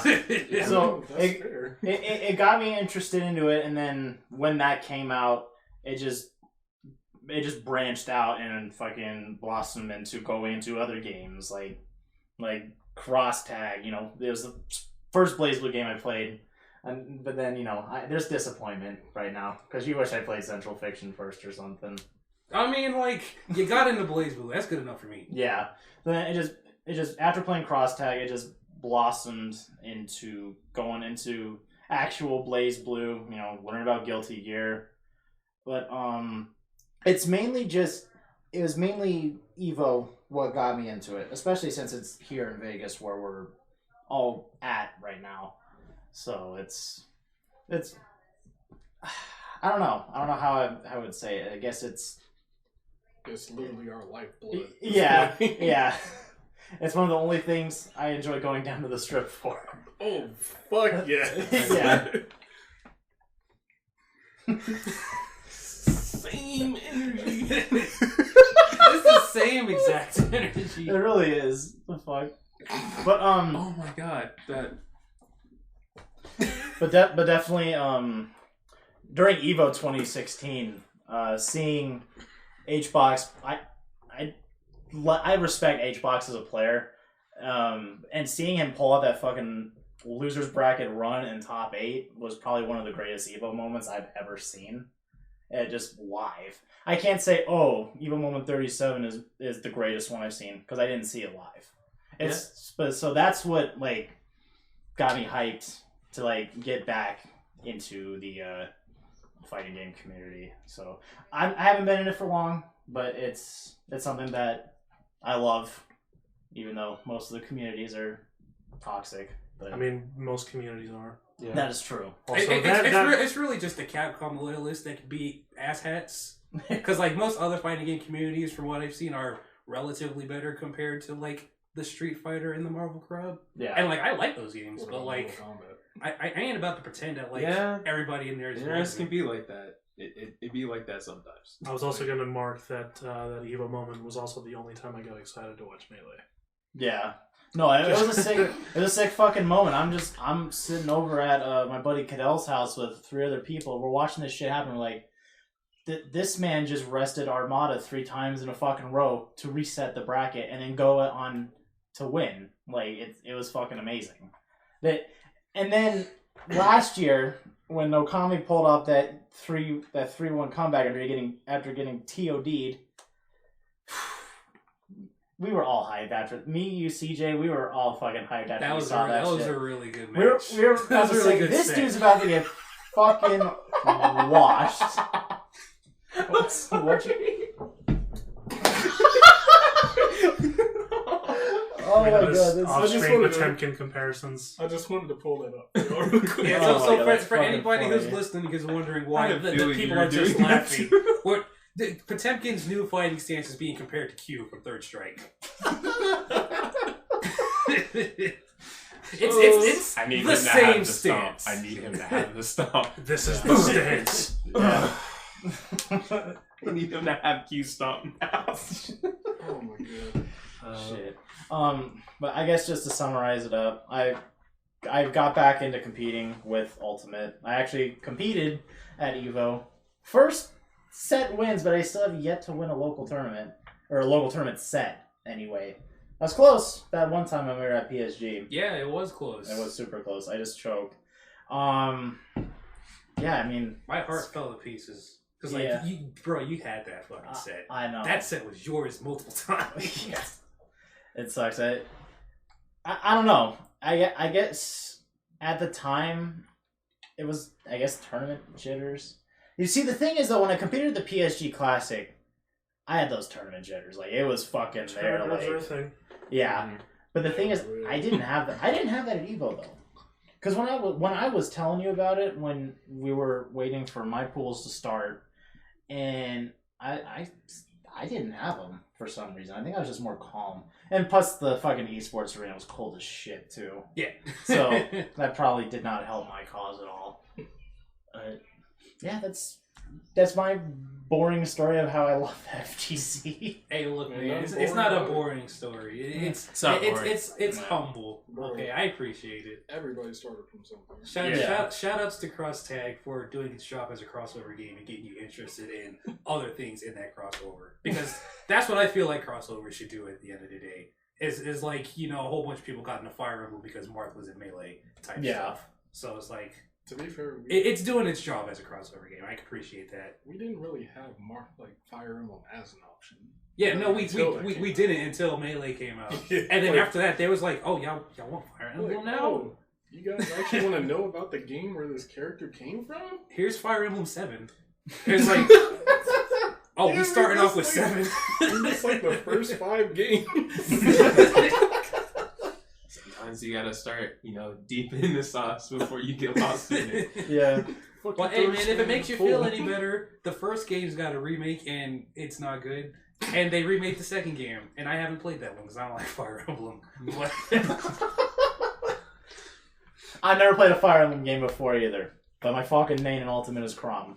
Like, that is the easiest one to get into and play because it caters to children. is Awakening? Wait. Yes. You calling me a child? No, I'm saying Awakening is really fucking easy, and that's Oh, why okay. a lot of people like it. Okay. Like, it's not Shadow Dragon where that game is just fucking hard, even though it like throws 50 units at you every new chapter, and you can't grind up your guys. Mhm. It's still hard, even though it's designed around just using most of your guys as cannon fodder. And that's one of the reasons why I don't like that game. But this isn't a Fire Emblem podcast, it's a fighting game podcast. So, who wants to talk about their story next? Because I'll go if I nobody thought wants to Smash go. Bros. Was a fighting game for Fire Emblem. You absolutely right. People are out here saying, yo, can we get a Fire Emblem fighting game? And I'm like, Y'all you got have- it in Smash. You have 2. Smash 4 and Smash Ultimate. How pissed do you think people are going to be if they're going to announce a Three Houses character as the final character? I'm of gonna be Fighters mad. Plus One? I'm going to be angry. I don't. But That that's was because going I to don't be like the Fire universe ending with a whimper type of thing. Like it's not going to go out with a bang. Imagine them It's like fighting we the got world's... hype characters like Joker, Banjo-Kazooie, Terry Bogard. And you want to give us a fucking Fire Emblem character? Are you serious? Terry, where are you? I need you. know. I've been waiting since the 1st of November. It's November already. Give me my Nah. boy. Not here. He needs to be here. That's actually making me want to actually start grinding It's Smash. fucking burning knuckle every day. I just want to yeet myself off the stage and power dunk somebody deep into the fucking blast zone. That's what I want to do. I'm gonna waste all my jumps and commit to that shit. Bro, power dunk somebody so hard you take 2 stock from that shit. 1 for disrespect. Imagine that's just like a surprise mechanic in the game. Banned. Surprise mechanics? Banned. When you say surprise mechanics, do you mean loot boxes? Oh. Man, I love those in my fighting games. Wait, you're saying I can't unlock this character to chapter 5 and then I have to roll for them? Oh boy, surprise mechanic. Oh man, you guys remember the gym system? Oh my lord. Oh man. No. Street Fighter Cross Tekken was a mistake.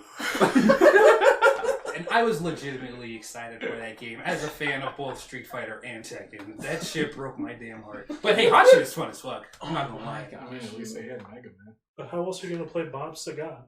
I could play him in Tekken 6. Team Full House, dude. Bob Sagat. Oh yeah, you're right. Because fucking Bob and Sagat were in. Yeah, that sounds so just a weird ass thing. Every time you bring that up, it just makes me mad. Oh my god. Shoot, even still, Street Fighter Cross Tekken has like a very small niche dedicated community out there. I appreciate them. I mean, the game still sucks and I don't like it, but I don't like glad they're having fun. I don't like the fucking mech that Pac-Man's in. Like, yeah, I don't like that either. They could have just made him Pac-Man. Yeah. Shoutouts to Box Art Mega Man though. Oh hell yeah, for sure. Yeah, they want him. I unironically like Bad Box Art Mega Man.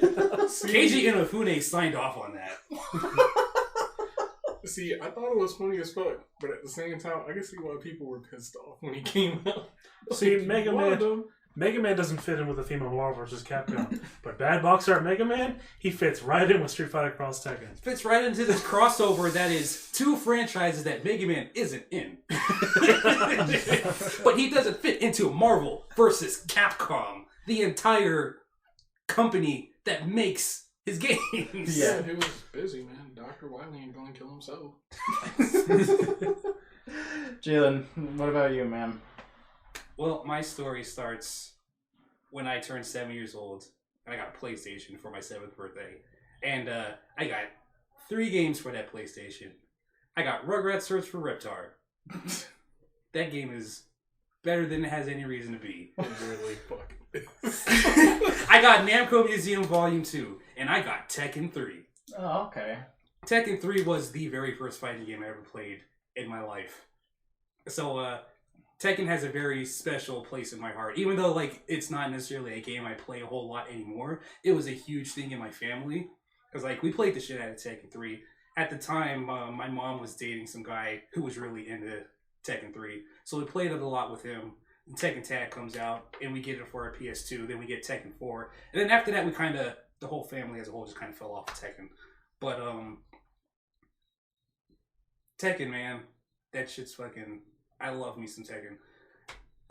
And one of my earliest memories of, like, trying to learn how to properly play a fighting game comes from playing Tekken 3. Because, you know, of course, I was 7. I was, like, just dicking around, mashing buttons, like every kid tends to do with their first fighting game and stuff like that. But, like, I ended up wanting to get good enough to beat my mom's boyfriend, which I wasn't going to do. But at the very least, wanted to do what he was doing, because, like, he actually knew how to do all the characters' attack stuff, and I'm just kind of rolling my face on a controller, and hopefully I do something cool. Like, I'll do Law's backflip kicks on accident, and it's like, damn, I wish I could do that consistently, because my mom's boyfriend can do that consistently, and he could combo into it. Fuck. That's what's fucking me up. I need to learn how to do that. One of the characters who I took the time to try to learn was Paul Phoenix. So I guess you could say he was, like, my first main ever. And I learned how to do the Phoenix Smasher. That move sucks. But, like, I noticed my mom's boyfriend didn't sidestep a whole bunch, so he got clapped by it a couple of times.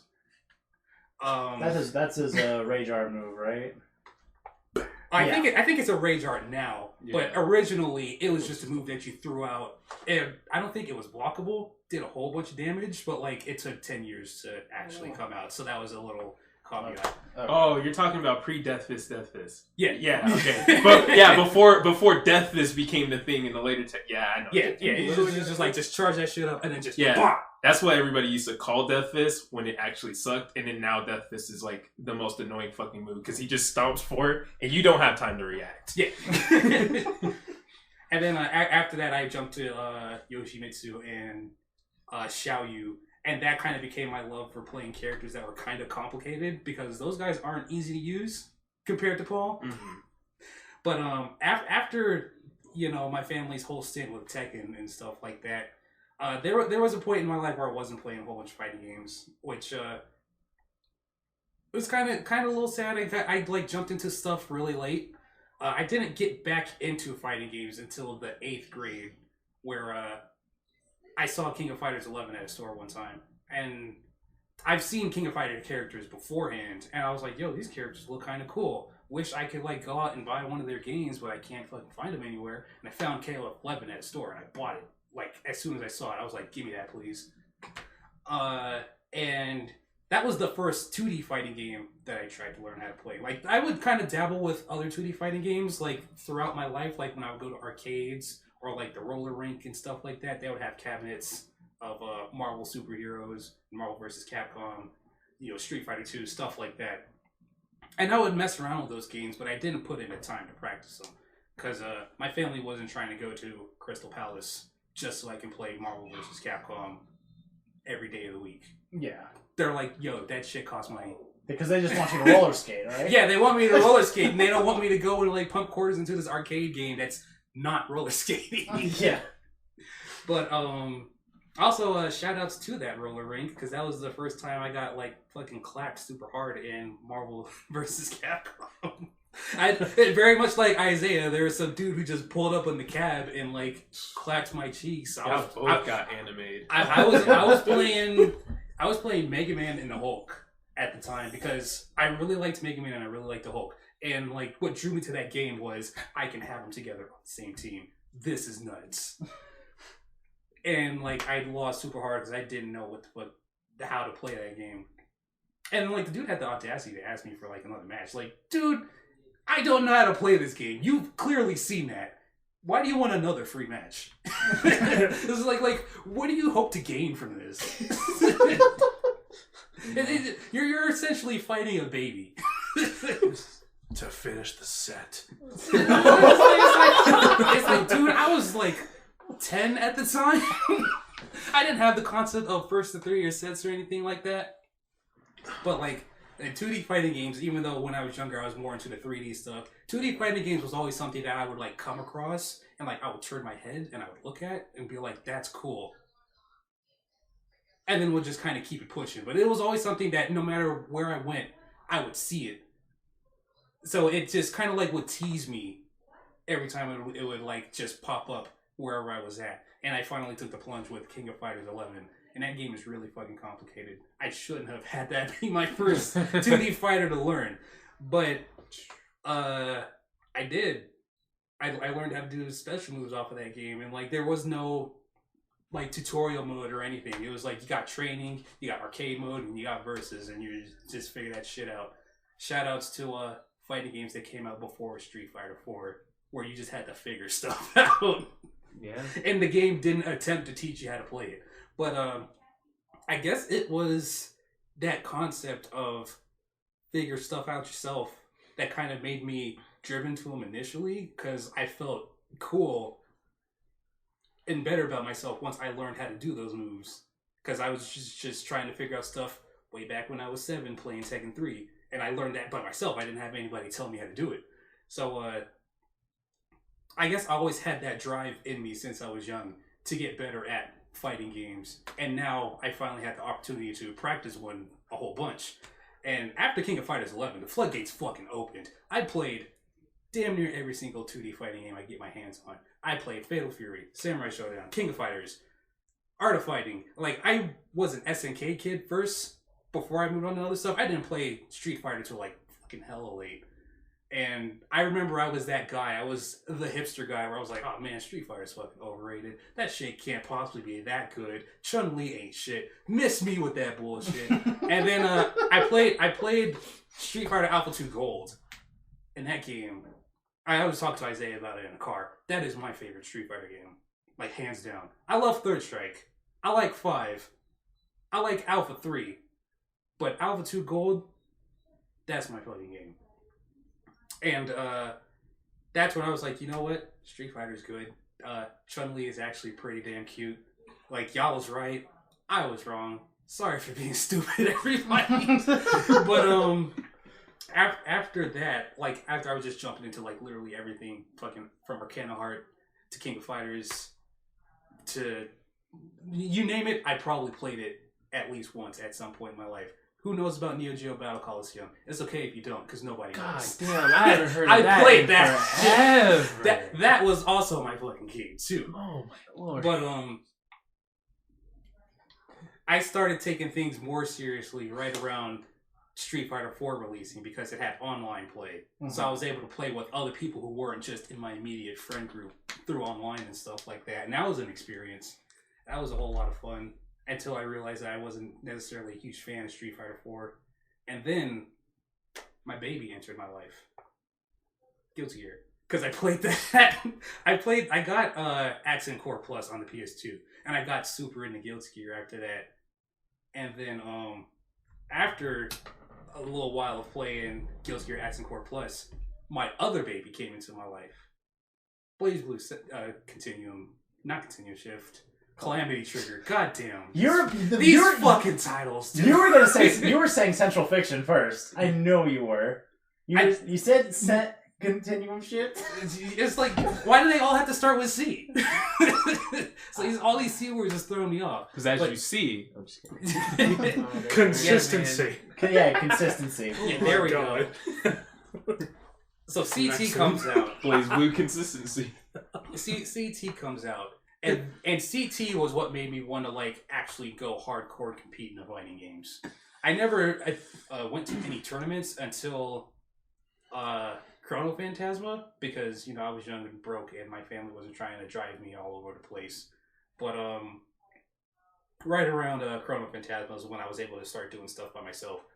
So I entered a couple of side tournaments at 2 Evos, like I think in 2014 and 2015, I participated in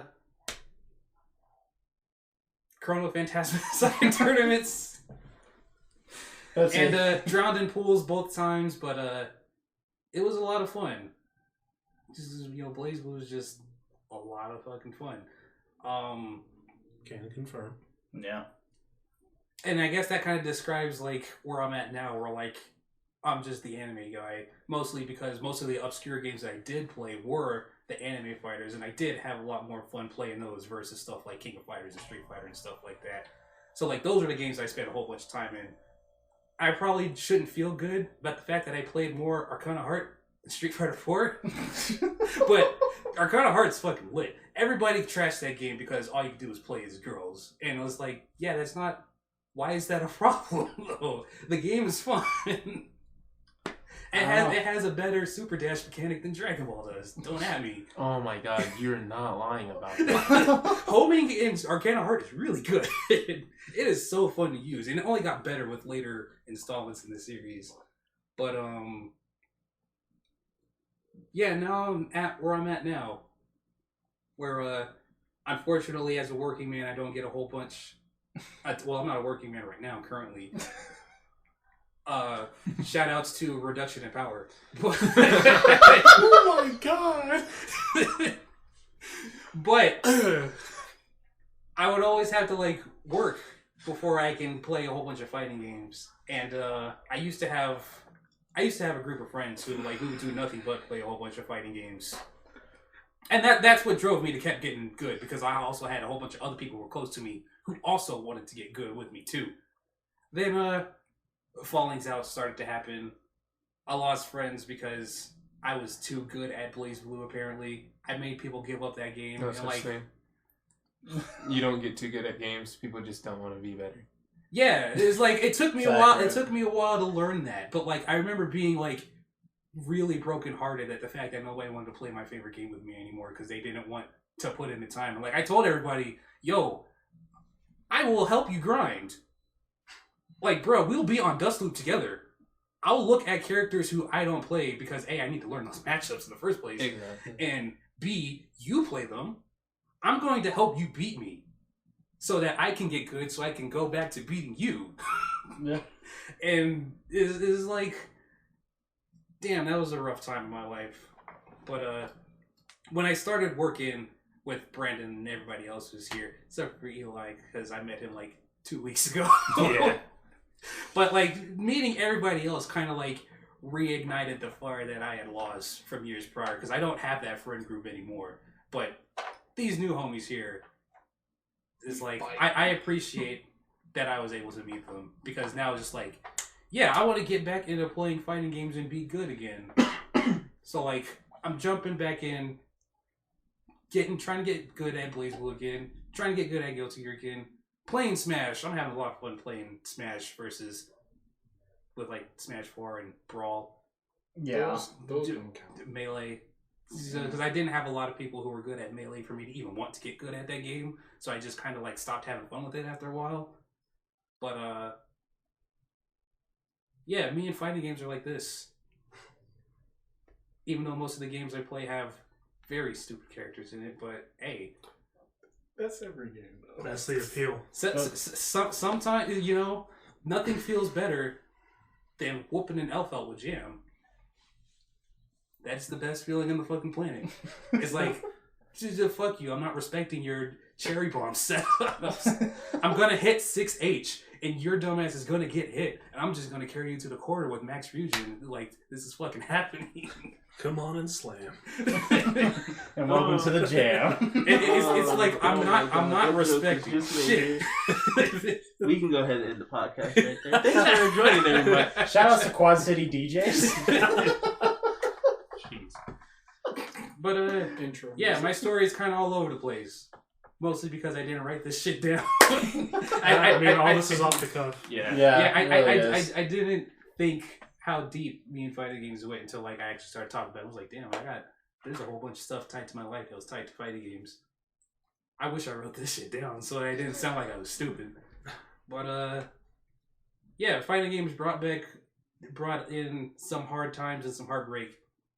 But I also like to think that it's brought me like some great experiences and taught me more about myself as a person. I learned that I am really competitive and I need to fucking work on that. And I'm doing a better job now versus years ago. Like, I can take my L's a whole lot more gracefully than I could 4 years ago. That's for damn sure. Yeah. And, you know... That's important. Yeah, definitely. I mean, like, when I get mad, it's usually mad at me. Because it's Yeah. like, damn, I saw this dude do this overhead like 5 times, and I blocked it once, and it was the 5th time. Like, I should have got it on time number 2, you know? But, like, that's me putting a high standard on myself. Mm-hmm. And it's like, I'm not mad at the other guy for clapping my cheeks. I'm mad at myself because I let this stuff happen. Because I'm just like, these are mistakes that I should not be making. Yeah. Yeah. That's the important thing to getting better. Yeah. And it's like, you know, when I see Recognize it. people who like talk about how hard fighting games are and stuff like that, it's like, you're not going to have a good time if you don't have the drive to get better. Because that's what Absolutely. fighting games are. Or the ability to recognize what you're doing wrong. Yeah. There's that too. But I feel like that kind of also goes hand in hand with the drive of getting better. Because, like, Yeah. if you don't want to get better, you're not going to pay attention to your mistakes. You don't care. Yeah. You're going to keep Yeah. you're going to keep getting opened up by, like, the same 20 frame overhead, and you're not going to be teching throws. And you're going to think the other guy is cheating when he's just exploiting the fact that you ain't teching throws and blocking overheads. Well, yeah, but no, that's what I was going to say, is I feel like there's a lot of people that do feel like they tell themselves they want to get better or that they are better, but they also are incapable of directing the responsibility back to them on their own mistakes. They find other outlets to blame, like, oh, it was just because this guy kept relying on That this goddamn one frame move. move. You guys are cheating with Yeah. them frames. Oh, Brandon, I think you saw that when I was at your tournament. Hmm. PK Fire. Oh my god. I'm tired of getting hit With by these- PK Fire. Check this cape. with these motherfucking Shotos. Yeah, man. It's stuff like that that, like, that breaks my heart when I watch Lotus Your Guy play games. But then, like, he's also an ass, so it's like, he deserves all these L's he's getting for being a fucking moron. I was like, there's a point where I felt bad for you, and now I just don't care anymore. Like, get your cheeks clapped, homie. Well, anyway. Oh my god, Charlie. Yeah, Charlie, Charlie, you know what I mean? it's your Yeah. turn. Oh my god. I love fighting games. Do you really? Do you now? Yes, I do. Closing statement of Jalen's fucking story. Yeah, Will got the trash can. I love fighting games. I need to see that etched in stone somewhere. The FGC's Bro, commandment. put that shit on my tombstone when I die. Commandment 1, LTG will forever be trash. Love fighting games. Oh my god. Shit. Yeah, I had to think about this for a while because, like Jalen said, I didn't really realize how many connections I had to fighting games growing up until I actually sat down to like think about it. I mean, because obviously it's safe to say all of us are gamers, and I think that's the first big thing. And I was looking back at it, and I think, Oh my god, we play games here? See, look, I don't know. fuck you. I don't know what your definition of gamer is, but before I picked up KOF 11, I just want y'all to know that I was killing my family in Monopoly. All right. He's a board gamer. yeah, there's different types of gamers. Like, Damn it, I was told Fight Club was here. But no, looking back at it, I want to say my earliest memory, like the first fighting game I actually played, was going to be in one of these few in this grouping. Street Fighter Alpha, the first one, the earliest Mortal Kombats, and sadly, I want to say this followed me playing Street Fighter Alpha, was Street Fighter the movie, the game. Oh, Hey, don't trap that game. That game is actually fun. Like, even we can all agree that it came from a shitty place. But the game was actually kind of fun. I mean, I don't know. I have said and still stand by the fact that Sonic the Fighters is pretty damn fun. So you know what? I'll let you have that. I think it's a fun game. I'll let you Here's have the that. thing, is that at least in that, I can actually see Ryu perform a Hadouken. Exactly. Unlike in the film where it's nowhere to be found. That's what But- made me so happy. I said I'm actually watching Street Fighter with the Street Fighter characters who Yo, are fun- acting now. Fun fact: the Japanese version of the Street Fighter, the movie, the game, is just Street Fighter Alpha 2. Yeah, it is. I heard that. I seen that in the video, and I laughed so hard. I said, "So what was the point of making it then?" Yeah. I guess just because of movie characters. That game is just Street Fighter Alpha 2, and it's so dumb. But Literally, no, I'm not gonna rip you on it because I'm pretty sure it was a good game. But the moment I saw like everything, I'm not gonna blame you for having an opinion on that game. Look, that game has a dedicated fan base. People want Sawada in Street Fighter 5 for some fucking reason. And also, I was a child, so hey, for me it was Tuesday. Okay. hey, we all grew up. Yeah, no, I know. But no, yeah, my earliest memories were definitely Street Fighter Alpha, some of like the earlier Mortal Kombat games, and even Sub-Zero Mythologies. Shout out to that Sub-Zero costume that's probably lying somewhere in my parents' place. But I didn't really dip like too far into the like learning side of it. I was just kind of playing just because, oh, cool characters, I get to fucking throw fireballs and shit. Even like with Smash 64, I played that just super casually with friends. Whenever I would have somebody that had a 64, I would just pick Pikachu and just hit Thunder all day and it would work. Yeah. I didn't really care to actually learn what was going on. You didn't learn that Pikachu is one of the best characters in that game. It down B worked very well. I think the first time I actually kind of got a hint of that feeling.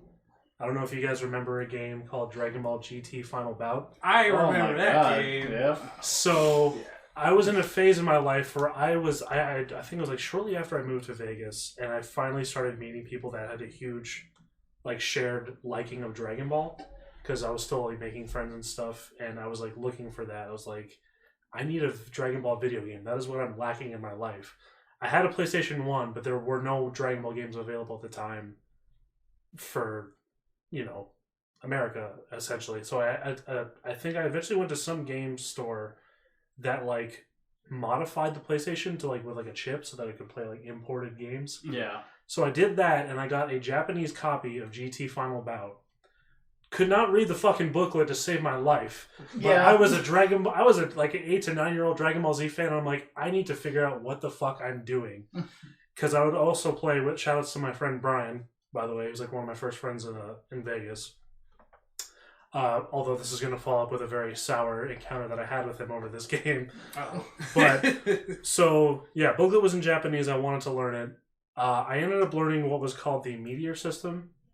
It was like a weird, I guess, pseudo combo mechanic to where if you hit like 2 buttons, it was like almost like Guilty Gear's Dust.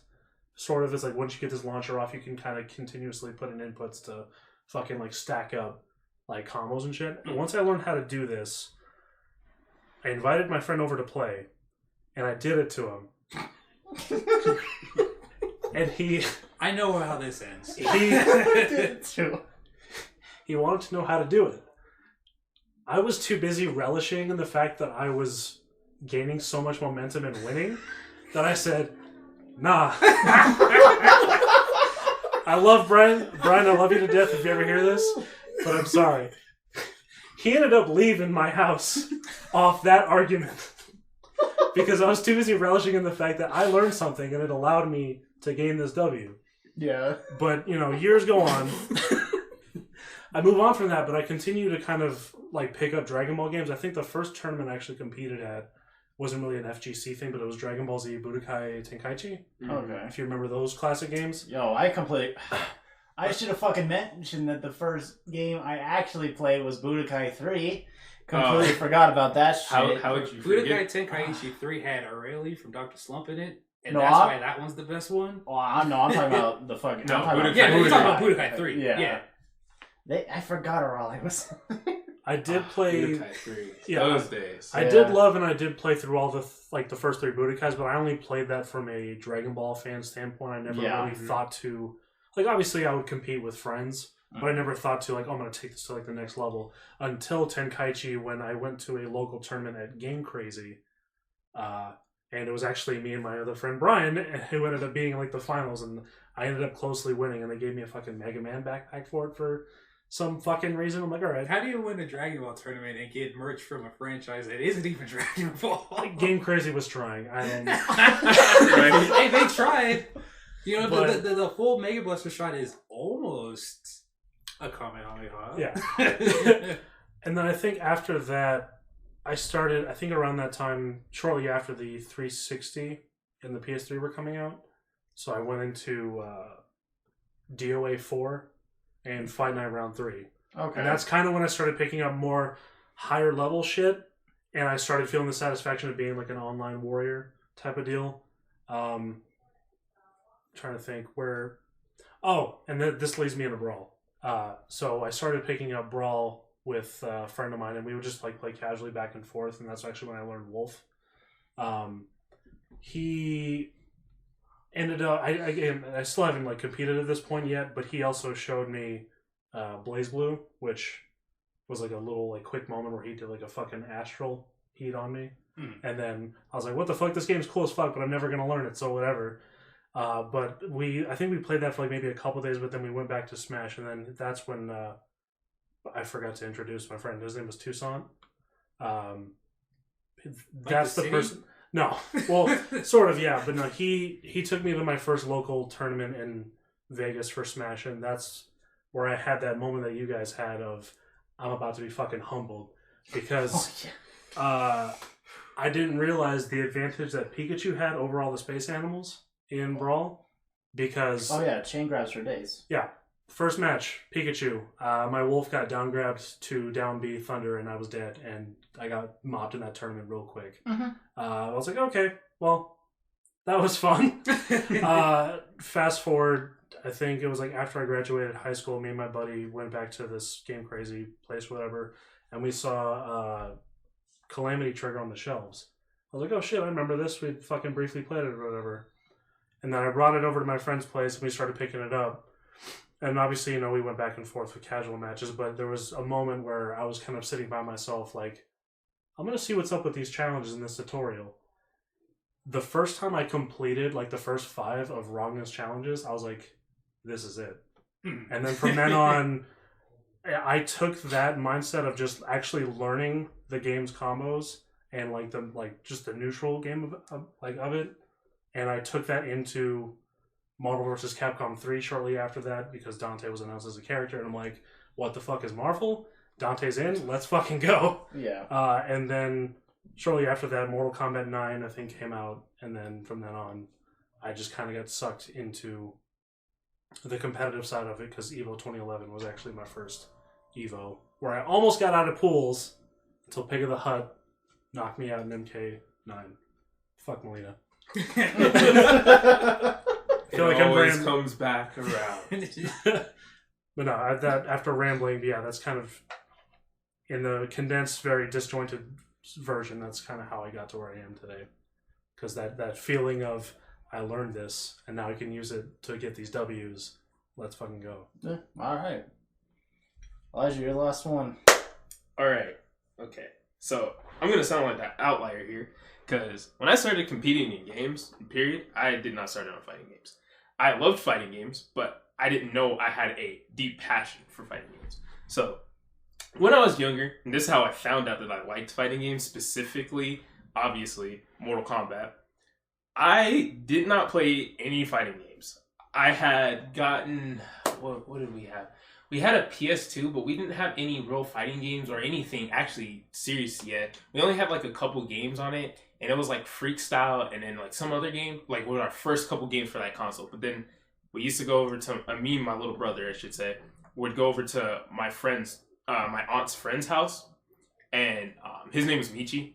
So we would sit there and play on his PlayStation 1 because that's all he had. But this first time I got introduced to a fighting game, and on PlayStation 1 they had Ultimate, or well, I should say just MK Trilogy, because I always call it Ultimate Mortal Kombat 3 because that was the version of how I remembered that I played. I didn't remember playing any other version other than that one, but everybody remembers it as Trilogy. So that was the first time I ever had played a game. And the thing, or played a fighting game, and that was the thing that like kind of brought me into the idea of playing fighting games, because not only was it just cool to see the fighting, like the moves, the stuff like happening on screen, but like what caught me the most was because just like everybody pretty sure realized in the 90s, Mortal Kombat was the only game that had real actors in it. So it like blew my fucking mind, especially because it sounds so crazy, like coming from like how I am today when it comes to like playing Mortal Kombat to back then. The first character I got ever hyped for was Kung Lao. And it was because of seeing that hat fly, glow, and then come back and him just going like this. And then the first time I ever seen him transform from a different character by swiping his hat, which is not even a function he ever has, ever. After you see it past the 90s and coming out of like Shaolin monks. But like knowing that he was capable of that, it was the coolest thing ever. And then from then on, like, I didn't even end up playing, like, fighting games seriously up until around, like, I would say 2013.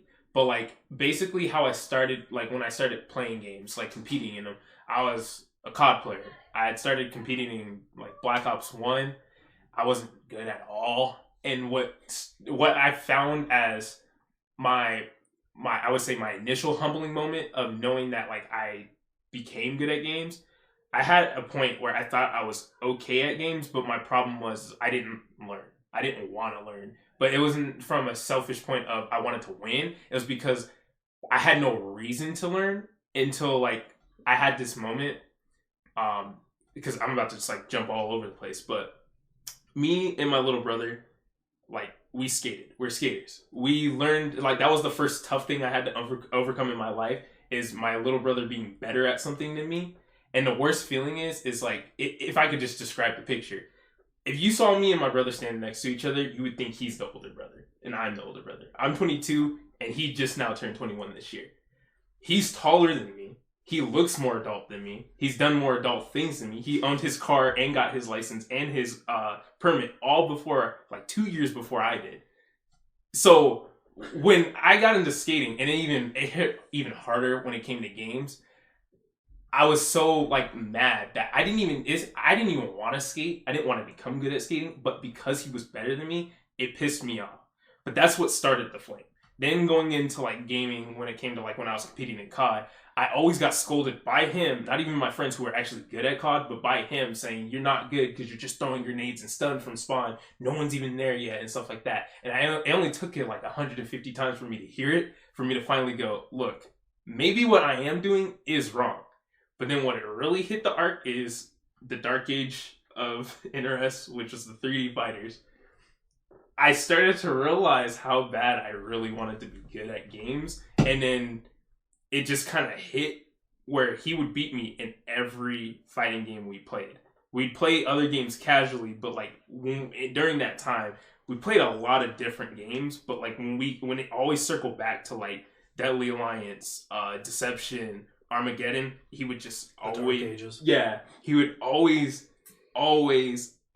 body me, and it didn't matter what I tried to get into, what game I was trying to play. There was a time where I had played KOF 98 in a store. We seen it at a demo. It was on one of the demo randomly in GameStop. We played. He beat me in it, and it pissed me off. I had no intentions to buy that game or anything, and like this is all before I like transitioned to like a fighting game player. So my spark to become competitive never actually derived from fighting games. It was just, I don't want to be like mean and say it was a pure spite of my brother. He's just sibling rivalry. But yeah, that's what it literally came down to. So inevitably, because I want to keep it more fighting game related, I came to a year competing in COD, specifically Advanced Warfare, where I was on a team, and I didn't know at the time, I was on a very known team that was pretty predicted to make qualifiers and then go to COD World Champs. So, of course, you can imagine me. I'm ecstatic. I'm grinding with the team. Not only am I probably the second to best player on there, I was very competent in what I was doing. While then I was playing fighting games on the side. Like, I barely had a hand in Street Fighter 4 because I sucked at it. I didn't understand how to do one-frame links. I didn't even know what one-frame links meant. I didn't know what frame data was. I barely even knew how to do special moves. And this is like right around like 2014, 2013. So in that moment, I was playing, and because internet is a big thing for everybody, they realized my internet was not up to par because I was playing on Wi-Fi. So they kicked me off the team. Later, like 2 months, not even 2 months later, like 2 weeks later, they disbanded the team entirely. And everybody, like, in the AM scene, like, went crazy. We're like, what happened to this team? I got so riled up and so pissed off that I had, like, made a promise to myself. I said, I will never compete in another game that takes more than just myself to be good at. Hence, Gateway opened, and the pretty little sparkling lights called fighting games announced themselves to me. Now, this wasn't intentional because, like, to preface this idea, like, I was in 2011, the first time I ever, like, watched a fighting game tournament was EVO, and you would think my first introduction to seeing competitive play was Mortal Kombat. It wasn't. It was Marvel vs. Capcom. I got so fucking hyped at seeing all the pretty lights, seeing all these loops. The first time I got ever hyped was watching a Virgil combo, of all things.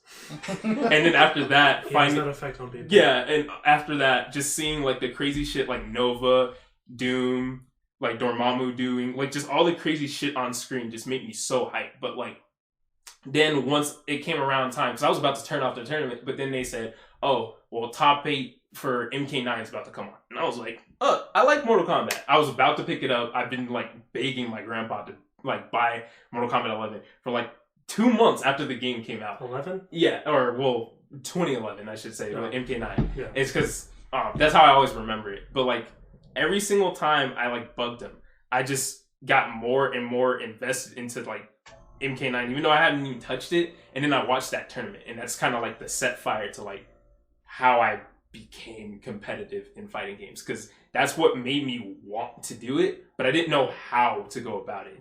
And I didn't learn that until, like, right around 2013 when I had quit COD. So, like, around the corner, MKX got announced at 2014, before it came out in 2015. I was getting hyped for that game, but I had nothing to play. Xbox One and PS4 just came out, so I played Killer Instinct. I wasn't big on the game. The problem is that there was nothing to the game that made me want to play it, but like I wanted to be good at it. And I've always had this friend, like my one friend named Kyle. This man is a little Asian god. He will never admit it, but this man learns and picks up games on the fly like nothing. Like, I still don't get it to this day. But we were playing KI, and I don't understand how anyone figures out manuals without being told what they are or how they're done. But he went into the practice room and said, "Oh, so I figured out how to do these things called manuals.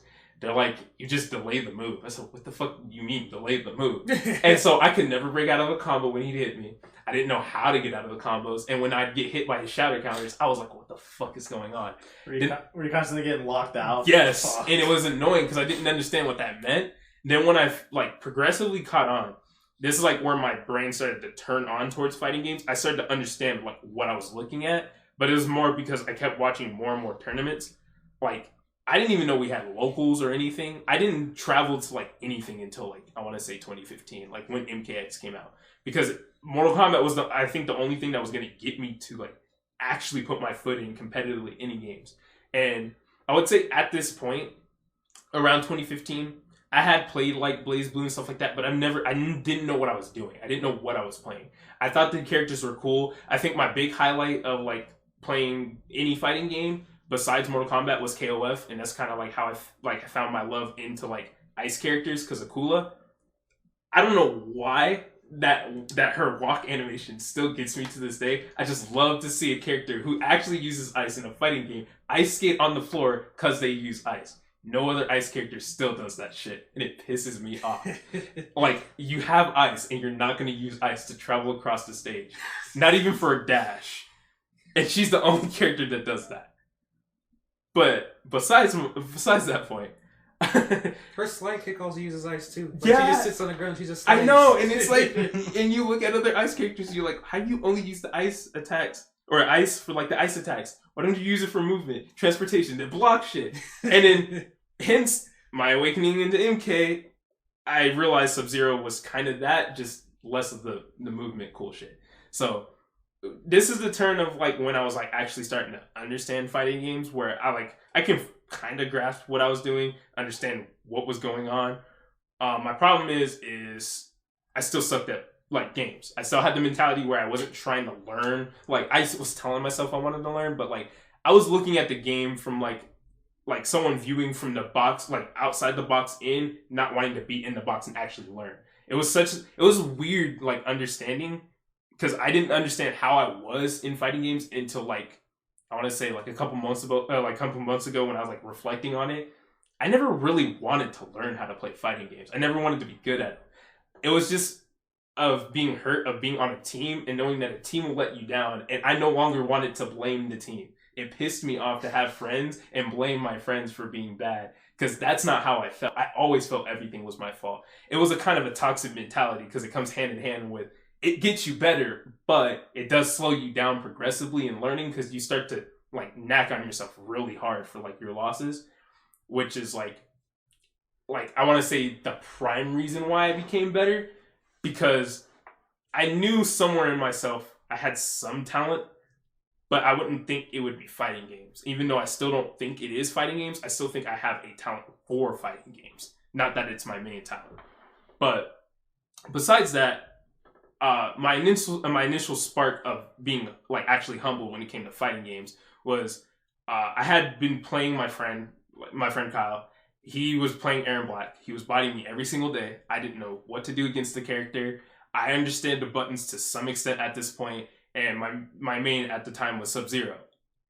I did not know how to play, nor did I care to touch like any character on the roster. And up until this point in every Mortal Kombat, I had been playing Scorpion. So I was used to using teleports. I was used to just throwing spear full screen. I was just doing simple shit. And then in Ultimate Mortal Kombat 3, I played Smoke. So basically, it is like the most reskin of Scorpion you could ever get. So literally, that was my framework to work on going into a game that not only has a run mechanic, had run cancels, intense fuck zoning and fuck neutral tools, and literally negated any type of slow patient play whatsoever. And he caught on to it extremely quick, and Sub-Zero with a clone, might add you, I was scared as fuck because I didn't know what to do. I would throw a clone out, I'd see him shoot it down and go, what do I do now?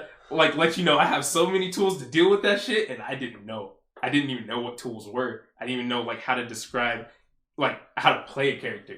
But how basically it came down to is like I got progressively good to a point to where I dropped the Grandmaster variation. I went to the Crownmancer. It's the one that everyone knows Sub-Zero as the most when it comes to any game, is him using an ice weapon, him freezing you, and basically either resetting you or just doing some intense combo into slide. So when I seen that, I said, cool. I found a couple innovating things like a restand with his drop hammer. I thought I was like the coolest shit because now that I'm not better than my friend, I was being able to take games off of him, and I was like, oh, this is crazy.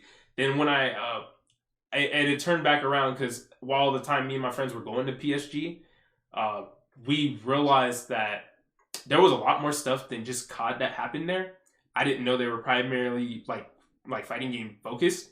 So I found out that people ran like MK tournaments. So I went there. I sat down. I sit on the setup. I look at this dude, a random black kid, had dreads, kind of longer than mine. Just sat there. He looks at me, shakes my hand. I said, I'm about to beat this kid. I got so fun. They told me this kid is a dude who was like a one and done show up on like every new game. He came up and run my shit and proceeds to lose, bodied out like 3-0 the next person he fought in bracket. I felt so shitty. I was like, I think I'm just gonna quit playing games, guys. Like, I don't need to play games anymore. And this is at a time where like my anger management problems were like out the fucking roof. I could not take a loss. Like, so much so like me and a couple of my friends that we skated with, I regret introducing them to Street Fighter 4. Oh my god. We sat there, we were playing, and we were doing like a little mini tournament. Of course, yours truly was like the last person against my friend. His name was Giuseppe. He did not know how to play games besides COD to save his fucking life. This man figured out how to do axe kick with fucking Evil Ryu. I didn't know what to fucking do. I said he was a cheater. I got so pissed on myself. I said, you don't even know how to play the game? How are you beating me? He didn't use one Hadouken. He didn't use one Tatsu. He didn't even jump in at me. He just walked axe kick. Walked axe kick. And I'll let you know, I was playing Akuma. I played Oni because I thought that would be better. I even played and switched to Evil Ryu myself. I didn't know how to do axe kick. He just walk, axe kick, walk, axe kick. And I said, I guess this is it, guys. This is where I drop all games entirely. I lose all my friends. Fuck this. I was yelling so much at all my friends, and they just sat there and looked at me. They're like, why are you so mad? We're just trying to have fun. But I didn't know I was competitive. I didn't know that I cared that much because it originally just started at me just bringing it up. They didn't know what the fuck Street Fighter was. I had to tell them who Ryu and Ken was. I didn't know who anybody else on the roster was. So, like, realistically, I didn't think I was going to get bodied out by my friend who only learned one move. And the worst part is, to me, is like, that wasn't even the moment that I was humbled. It was just because at the tournament, when I had lost to that other Sub-Zero player, thinking that I had learned something, and then to go and see that learning is not what makes you win. It's knowing how to apply those things you learn.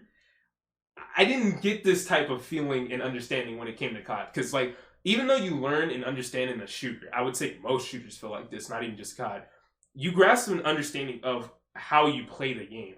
And it doesn't matter what form of it is, you usually can play it at some competent level. Fighting games aren't like that. You can learn how to play Mortal Kombat. That doesn't teach you how to play and mess around with the mechanics of Street Fighter. And Street Fighter, in my opinion, is more simpler than it comes to learning stuff. It's the problem is, it's simpler in that aspect. It's difficult in how to play neutral and footsies in that. Because it doesn't give you tools to deal with those things. Dhalsim is the only character. Besides that, what character lets you get in and do things for free? What character lets you poke from full screen and then say, hey, you know what, fuck that. Hadouken's made, but that doesn't stop people from coming at you. They'll get hit by it. They're still going to walk towards you. Like, Mortal Kombat made me, like rethink how I learned games because I didn't learn how to be a better player. I learned how to just be good at a game, which is what COD taught me. You learn these mechanics. Fundamentally, you'll be smart in any shooter you go. I mean, like, I would transfer, like, playing on a controller to mouse and keyboard on Counter-Strike. I could flick shot somebody because I had the idea of how to quickscope. Someone said, well, you don't really quickscope somebody. Okay, well, I just flick shot. Fighting games, you learn how to do, like, a sweep in MK. You don't really think, okay, well, let me meaty them and stuff like that because they have armor moves. In Injustice, they have invincible wake-ups. In Street Fighter, it is literally you can walk up and wake up and jab somebody because your jabs are not 6 frames, they're 3 frames. So you don't learn things like that. You don't just get taught that by every game. And from that moment, it like opened my eyes to actually learn how to play the game up until the point of like around, like, I want to say 2 weeks before EVO. I had like this weird epiphany because obviously not Street Fighter, but Mortal Kombat being like the only game at this point at the market that literally like offers frame data to you. And I found this like post on TYM where like they explain like frame data and like frame advantage and disadvantage and how to utilize active frames and stuff like that. I had this weird epiphany where I shit you not, my mom came into my room at 7 o'clock in the morning, as she always does, to see if I'm awake or something like that. Turn off my TV and stuff like that. She sits there and looks at me. She's like, "What are you doing on the floor?" I'm on my laptop on the floor in the dark. I look to her, bright smile and everything. I'm super exhausted from being up the day prior because this was just like a Thursday, and technically Friday I have school. I'm looking at her. I understand how to play these games now. It was the most. I think it's the weirdest shit you can ever say to your mom, like prior, like an hours before school. And I said, I know how to play these games now. I got so excited ever since then that I hadn't went to EVO. I sat down. I still got body. So. And it made it even worse because this was like my first introduction to like how toxic some people can be. I sat down at the time. I didn't know that like Grandmaster Sub-Zero was the variation to play. So I sat down. I picked Cryomancer as you normally do, but at the same time as side character, I was playing Kotal. I didn't really know how to play Kotal, but I knew how to do his special moves that keep people at a distance. So I was really good at that part. I would say my footsies for not knowing what footsies were pretty decent because I knew how to identify ranges and which people would walk in and out of them. And the problem is like my first match, I never felt so disheartened in my entire life. I felt like that kid that you see like that gets something taken away from them and they try to chase after them. I was the kid who had an asthma problem. I sat in a wheelchair and I had my favorite action toy, and that 5th grader came up and said, "That's not yours." I can't run at him. I can't chase him. I didn't know where direction he went. I can't turn my chair fast enough. That's how I felt. This man sat down, played A-List Johnny. That was the first time I've ever like been awoken to like frame data and how it was used. He did triple, because you know how hard, Charlie, you know how hard it is to do a 4-4-3 cancel for Johnny. He did that. First thing the game started is just fight. Boom, boom, boom, down 4. My mind exploded and I said, I don't know how I'm going to beat this guy. I looked to my friends. My girlfriend's sitting right there and she just goes, I don't know. And then my friends are just like, you're doing good, man. Like, I got ran through in 3 games so fast that I swear the first thing I saw was the man saying, "Do you need a button check?" I was like, "What is that?" I said, "Sure, we could just run through it." We sat there, we played, and then I just remember this dude holding his stick, going like this, backpack and all in arms in case it goes, GG, shakes my hand, and then runs away. I was just like, was it over that fast? Did I really lose? I looked back and I was like, did anybody see that? I have like a crowd of like 4 random fighting game players, and then my friends and my girlfriend just sitting there just like, you did good there. I felt so disheartened. I didn't know what to think. Like, I didn't know if I should be mad. I didn't know if I should be angry. But I went into my next Lucius match, and then this dude was playing, he was playing Ermac. So I had, to my very limited knowledge, that Ermac had push. Because if you play Spectral, he has push that's like a 3/4 screen move. I was like, okay, he has that, but I have this sword. Because I'm playing the Aztec this time. We're coming in swinging. Fuck the ice clones, fuck the snowballs. I'm tired of playing at a distance. I want to get in your face, and I want to do some dumb shit. Well, my dumb shit helped me. Because I learned one combo, and it worked. So, I went in, I seen this dude. He would back up because he was trying to do push, but I would dash up, and I would block. And then when I seen him do it, I said, cool. I do down back 1, I would do the sword slash, and I'd meter burn it, lift him up. I didn't do any complicated combos that you see Kodokan players do. I literally just walked up to him. I did that, meter burned it, and then just did 4-2, which was the saw move. 20%? Was it optimal? Fuck no. But did it get the job done and help me win the set? Hell yeah. This is the only set in a fighting game where I actually felt like I didn't know shit and I actually won something. So once I got that taste and I proceeded to go on to my next match and just get bodied out by a Cassie player, like I didn't even get to move from full screen. It sucked. But I learned that maybe I did have a niche for these things. Then I played like a little side tournament that was a Game Saloon that they were putting on the side, and I just got ran through. And ever since then, like it was even worse because that day my friend had came tired, and going home he was dropping off my other friends. He almost got in a car crash, so my day was already not good. And then I was playing in that like side tournament. I got bodied up by this Katana player who, you know, they're one of those players that are mimicking their favorite character's moves. And I was just like, I sat there and I was so like and I had made some friends there at Evo. And they're just looking at it like, oh, bro, how'd you do in the tournament? I just said, fuck them. I didn't even care. I just walked out of the venue. I sat there on the ground and I just contemplated life. Because I was so pissed. After just taking a win in like a tournament bracket, I went to the side tournament that literally meant nothing. And I got so pissed. And that's when I really knew that my issues, like I needed work on them like severely. But ever since then, I've been on like this little weird mental path to like just make myself as a better player.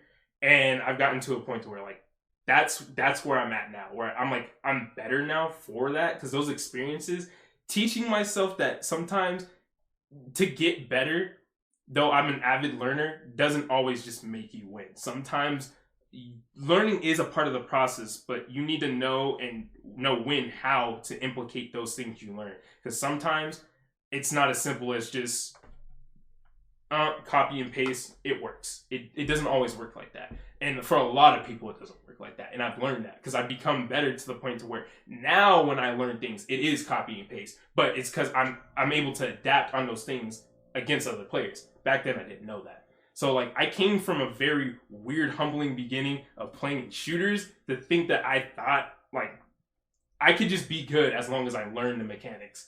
And then just going into fighting games, it just kind of just flourished and made me realize that like you don't just get good by learning how the game plays, because sometimes people don't play by the game's rules. Sometimes the game doesn't even play by its own rules, aka fighters. I still don't like Dragon Ball and Super Dash right now because of that reason. But it's like, and ever since then, like playing MK, I would say I had to like touch Street Fighter, and then going back to Street Fighter and talking to people that played Street Fighter, it kind of opened my eyes to like anime fighters. And then ever since then, that's just like been on the trail of like where I am now. I like touch and play every fighting game I come in contact with, because like my like running philosophy is as long as I touch a fighting game and I learn something from it, I can always carry that to a game that I compete in. It doesn't matter what the game is. And usually that's what ends up happening. So that's kind of been like my weird running line story of competing, because I never really started like playing fighting games early and never had some deep rooting like feeling, and I never even went into fighting games with the intent to be good at like fighting games. It always came from a weird like area of me wanting to just compete, and it is never even to be even the best. I never wanted to just win. I just wanted to learn and feel like I could be like everyone around me and just understand what's going on, because I absolutely hate being left in the dark. That is like the biggest thing that I hated the most. And that's what I grew up feeling like, even with a brother. And I even have an older brother that I don't really talk to a lot, but him and my little brother, everything they go through in life has made sense to them. And me going through life didn't. But the one thing that did for me was games. I don't know why, but like I picked up on so many games so fast, and fighting games was the only thing that made me like felt like I ran into a brick wall, and I'm like feeling like a mine. I'm like, I don't see the wall, but I know it's there. And once I finally broke through that initial wall, only to see more walls, it just made me to want to build up like a bulldozer and just keep fucking smashing through. So ever since then, like that era around like 2015, 2016, I just became an avid fighting game player, and now it feels like the only games I play are fighting games, even though they aren't, but those are the games I'm focused on the most. But yeah, that's kind of like where I came from, and that's kind of like where I became, and now where I am as because of those things. So yeah, it's weird to like be that person who never really started playing fighting games for the sake of fighting games. I fell into it because I wanted to be able to feel like the weight on my shoulders was only my shoulders and not my teammates, not relying on somebody. I don't like to. I have a really severe issue of giving myself shit even when I do things bad. People around me be like, "Oh no, you're doing good," and I'm like, I don't feel like I'm doing good until I progressively see it. And I think that's like my biggest issue, besides like how my anger was, is I don't know how to see progression. I can sit there and anti-air you like 15 times in the match, and like previous years, I was not anti-airing you in any game, and I won't see that I've gotten that down, even though I'm doing it now. That's like how bad it is, how bad I want to push to be better, that I don't even see my progression, even though it happens in small increments. But I'm learning to be better because of fighting games, because it teaches me to acknowledge those things exist. I am slowly getting better, even though it may not be instant. I'm still seeing the progress. It's just, I never had that light flash in front of me until fighting games kind of like happened to my life. So yeah, that's basically kind of where I came from. Nice. Oh, really fucking descriptive. That's for sure. It made fucking made my god damn. Hey, Brandon over here feeling some type of way about his. I mean, Yeah. I'm not trying to like overshine it. Oh no, there was nothing to shine to begin with mine. I was boring as fuck. Like, oh man. Look, everybody was a baby at one point, Brandon. It's true. fine. It's true. Yeah, no, I played MKX too. Also, watching Sonic Fox play his Aaron Black actually made me pick up Aaron Black in that game.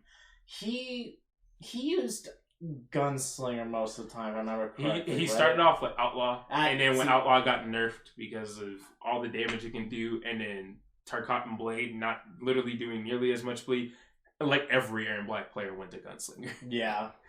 See, I still stuck with Outlaw because there's a combo chain that I like with the EX Sand. Yeah, with the EX Sand going into his launcher combo, then hitting his EX Grenade, and then going into his command grab. So that's Sonic Fox is ultimately the reason why I picked up Aaron Black in MKX. So, but yeah, we are running on 3 hours and 8 minutes currently, about to hit the 3 hours and 9 minute mark. Oh yeah, that is optimal podcast. Yep. got a text from my mom saying, "Fuck yeah, the Patriots lost." It's great. Shout outs to Braden's mom. Lamar Jackson fucked us. 3 touchdowns, 224 yards. Jesus Christ. Oh, and then Taylor just texted me, "Do you know how much I just came, Brandon?" All right, Taylor. I'll see you at work tomorrow. Your family and friends are very supportive of you, and we have a lot of love here. No, she hates the Patriots, and so a lot of people do. Yeah. So, all right, guys. So we will be releasing the episode. We are recording this on November 3rd, so look for this on the day that is uploaded, obviously. How are they going to know to look for it if they have to listen to the podcast first? You're right.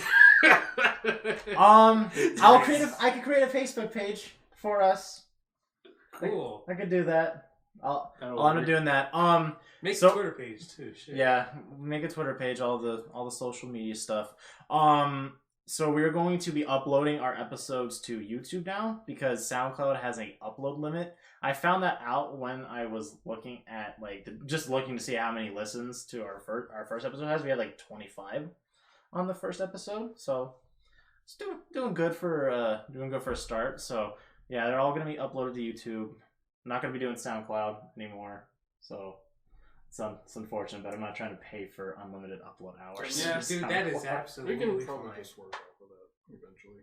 Yeah, eventually, but I feel like YouTube will get a more bigger... definitely get more traction. Yeah, definitely. Once we get that email from Raid Shadow Legends, then we know we're in. Then we know we're in. Just to let you guys know, we are sponsored by Race.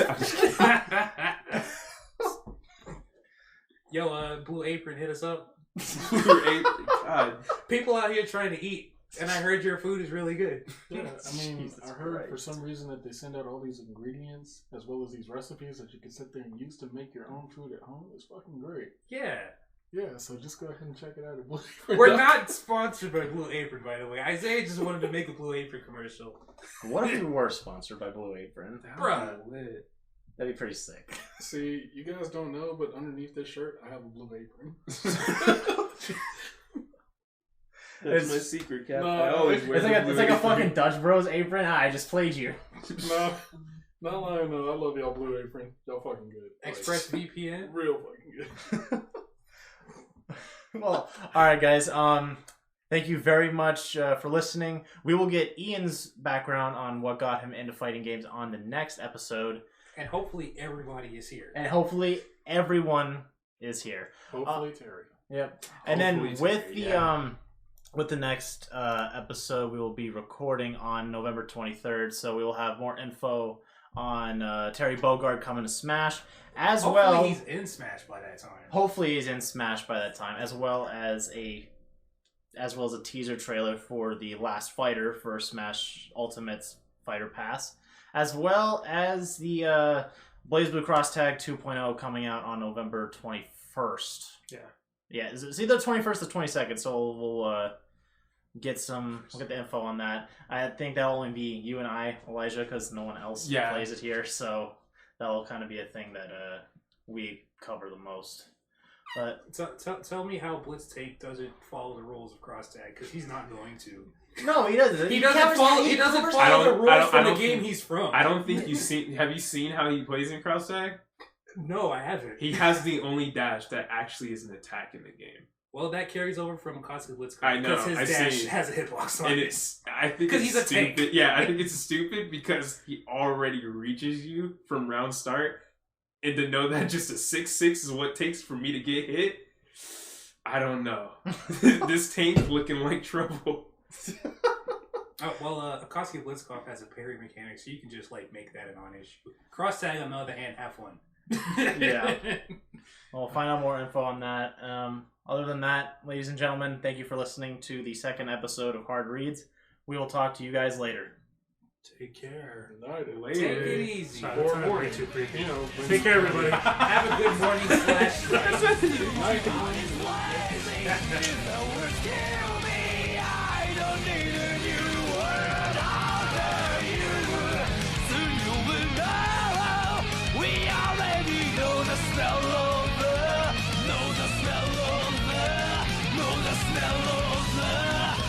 Smell of the